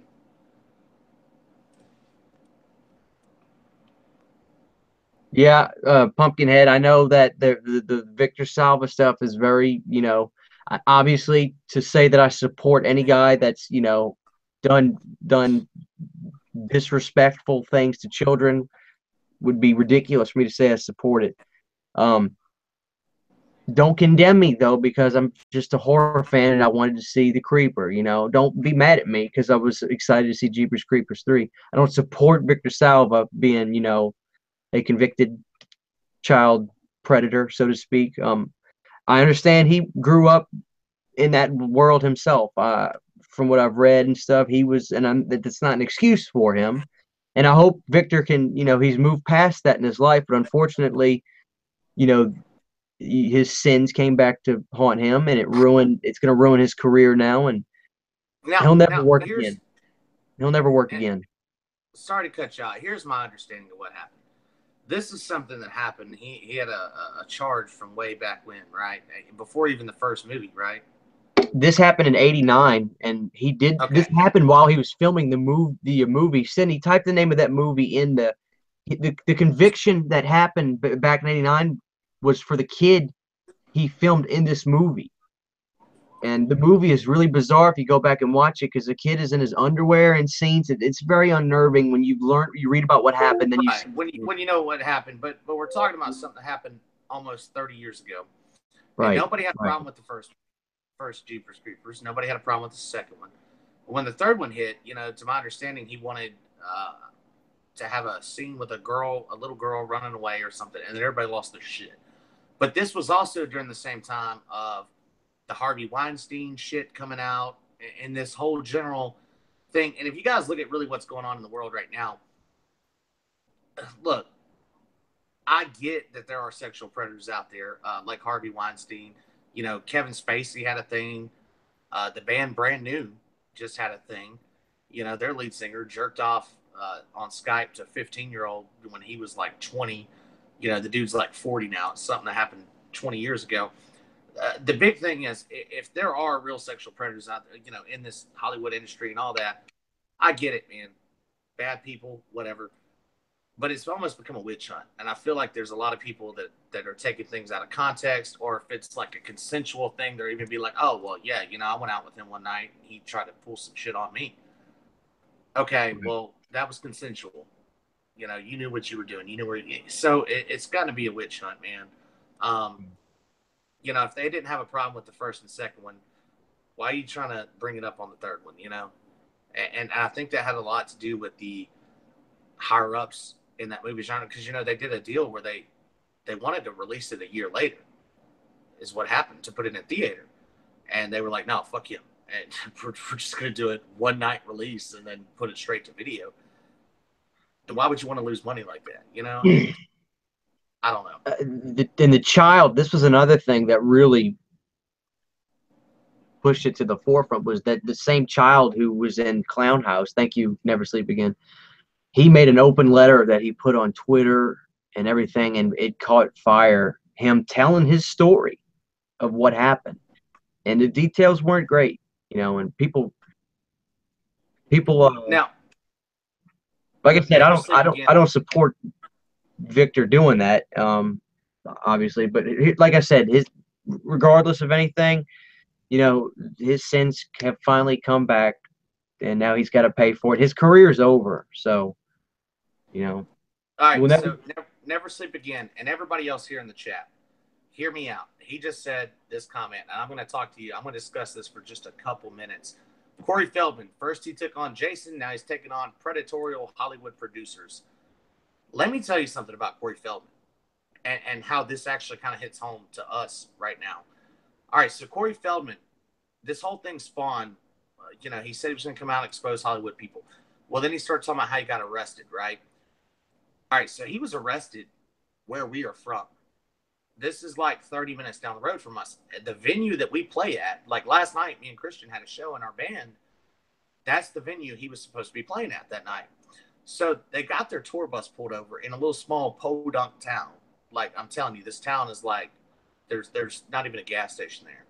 By some local, redneck cop dudes that were out there, and they could smell weed is what happened. This is the real story. They could smell weed, so they were looking for the weed, couldn't find it. Nobody would fess up to having it, so they were like, well, fuck it. We're going to take everybody in. So the cops took everybody in, and so he has his little angels that are on his bus, his musicians that he hired. And what it was is they had the THC pipes, like the, what do you call it, like the e-cigs with the like a vape, but it had THC in it. So they found that out, and they let like some of the angels go. Well, our buddy, the manager of that bar, had to go pick up the angels. These girls were in fear for their life, like at this point, from Corey Feldman, because they said he's a fucking madman. And then, like, in his contracts, he wasn't paying them any money.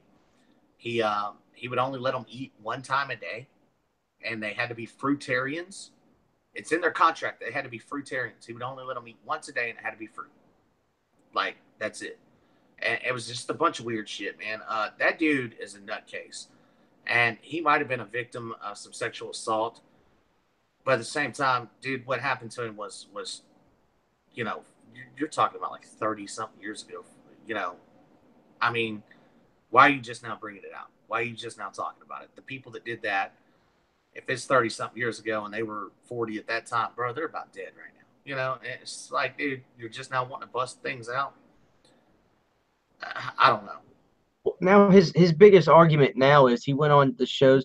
He's had his book Choreography come out. I haven't read it. I can't tell you how specific names are in there. His argument now is, the first thing he says is, well, why is everybody mad at me for me? There's so many people involved in this that know the names of these people. So why is it on my shoulders?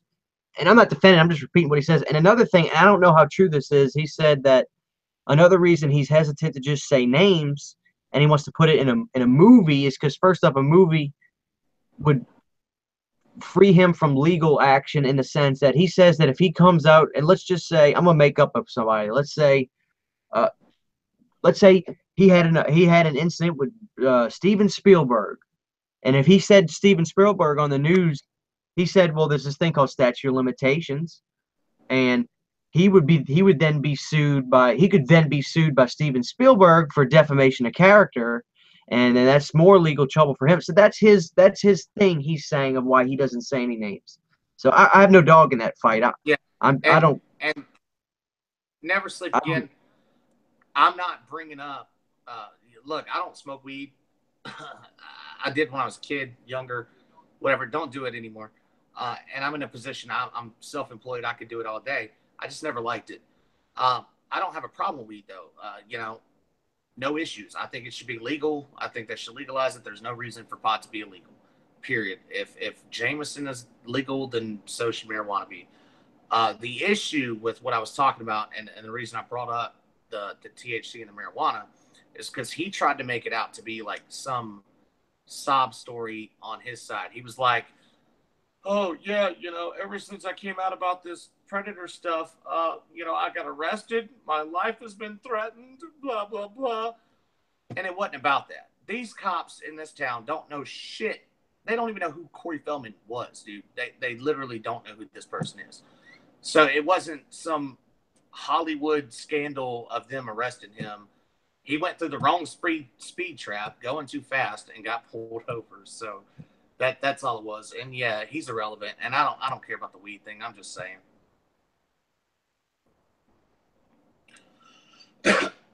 Let's see. I only want to meet Corey Feldman to get my Friday the 13th Part 4 and 5 autograph. See, that's what's interesting is I asked the venue if he was going to get pissed off if I brought some of my Friday the 13th stuff up there. And they were like, I don't think he's going to be cool with that, bro. So, I don't know. That dude's a weirdo. I mean, look at the music. Don't tell me you ain't seen that Today Show thing with him on it and the Angels and didn't think, like, what in the hell am I watching right now? He's got a couple screws loose.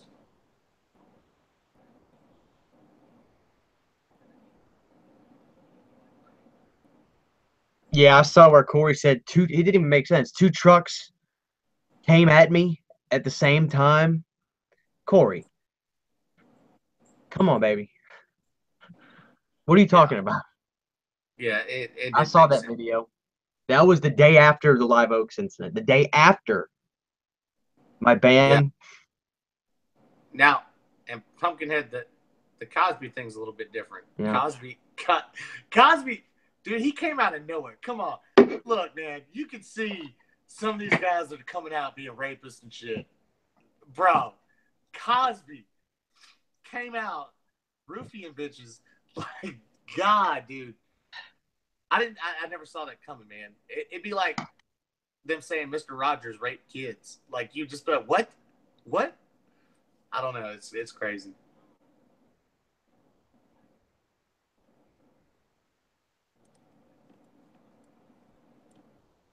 But I don't know how much money he's got. Corey was doing a fundraiser to raise money to produce his own film to tell his story. Yeah, His thing producing is your own film is cheap as shit. So the dude ain't got any money. he wants 10 million. Yeah. Why do you need He $10 says million? Dude, you he know what the says budget that 10 million is? That's like more than any horror movie's ever been cost to make. right. His thing is he says that if he does it through a movie, he is free of any legal putting people's names in it. Like I don't understand that. I'm not saying he's right. I'm not saying he's wrong because I don't understand, but that's what he says. So in case anybody's wondering why that's the route he wants to do. But he said that money is also going to go for security for him, lawyers for him. That's how much money he needs. So I don't know how much money he's at. But I know people have donated to him, you know? No, actually, Pumpkin King, he said Corey Feldman and Michael Jackson were actually really good friends. And he said that him and Michael used to practice dance moves together, and that's where he got most of his moves from. Um, they were actually like really good friends. So it's point blank. Corey Feldman needs to just shut the hell up, go back to singing and dancing. Please do another movie and just another Friday the 13th and be relevant again, and just shut up. I mean, And he, expose who you're gonna expose, but don't sit here and say, "Oh, I need $2 million to do it." Fucking put their name out there, bro. If you got some balls, put their name out there. It doesn't matter if there's legal repercussions. Obviously, you don't have money, so you just file bankruptcy.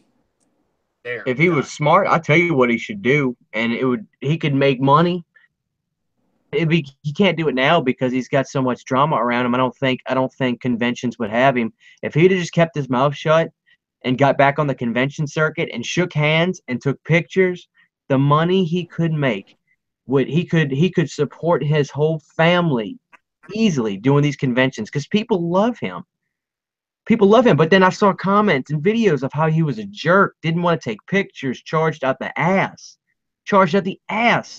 50, $60 for an autograph, and then another 50 to take a picture.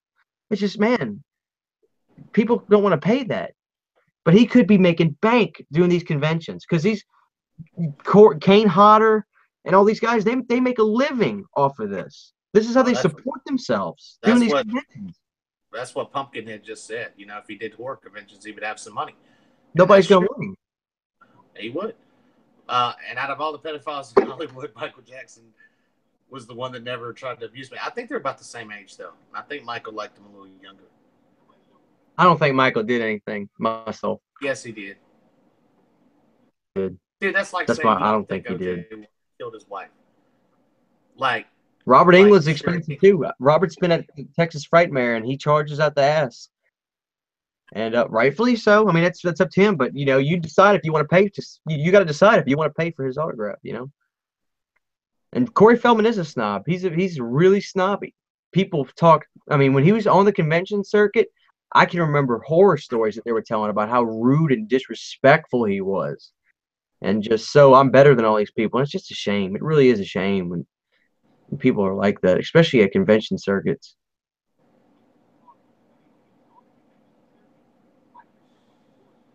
I don't know. I didn't know Michael had a kid named Blanket, but as bad as Northwest.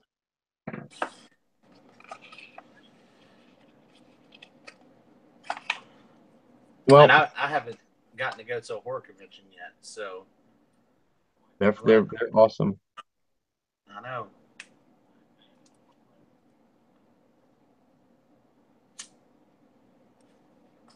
Guys, I gotta be honest with you. Christian Hannah Horror is about ready to hop in his coffin and shut the lid because it's 2 a.m. I've had a blast though.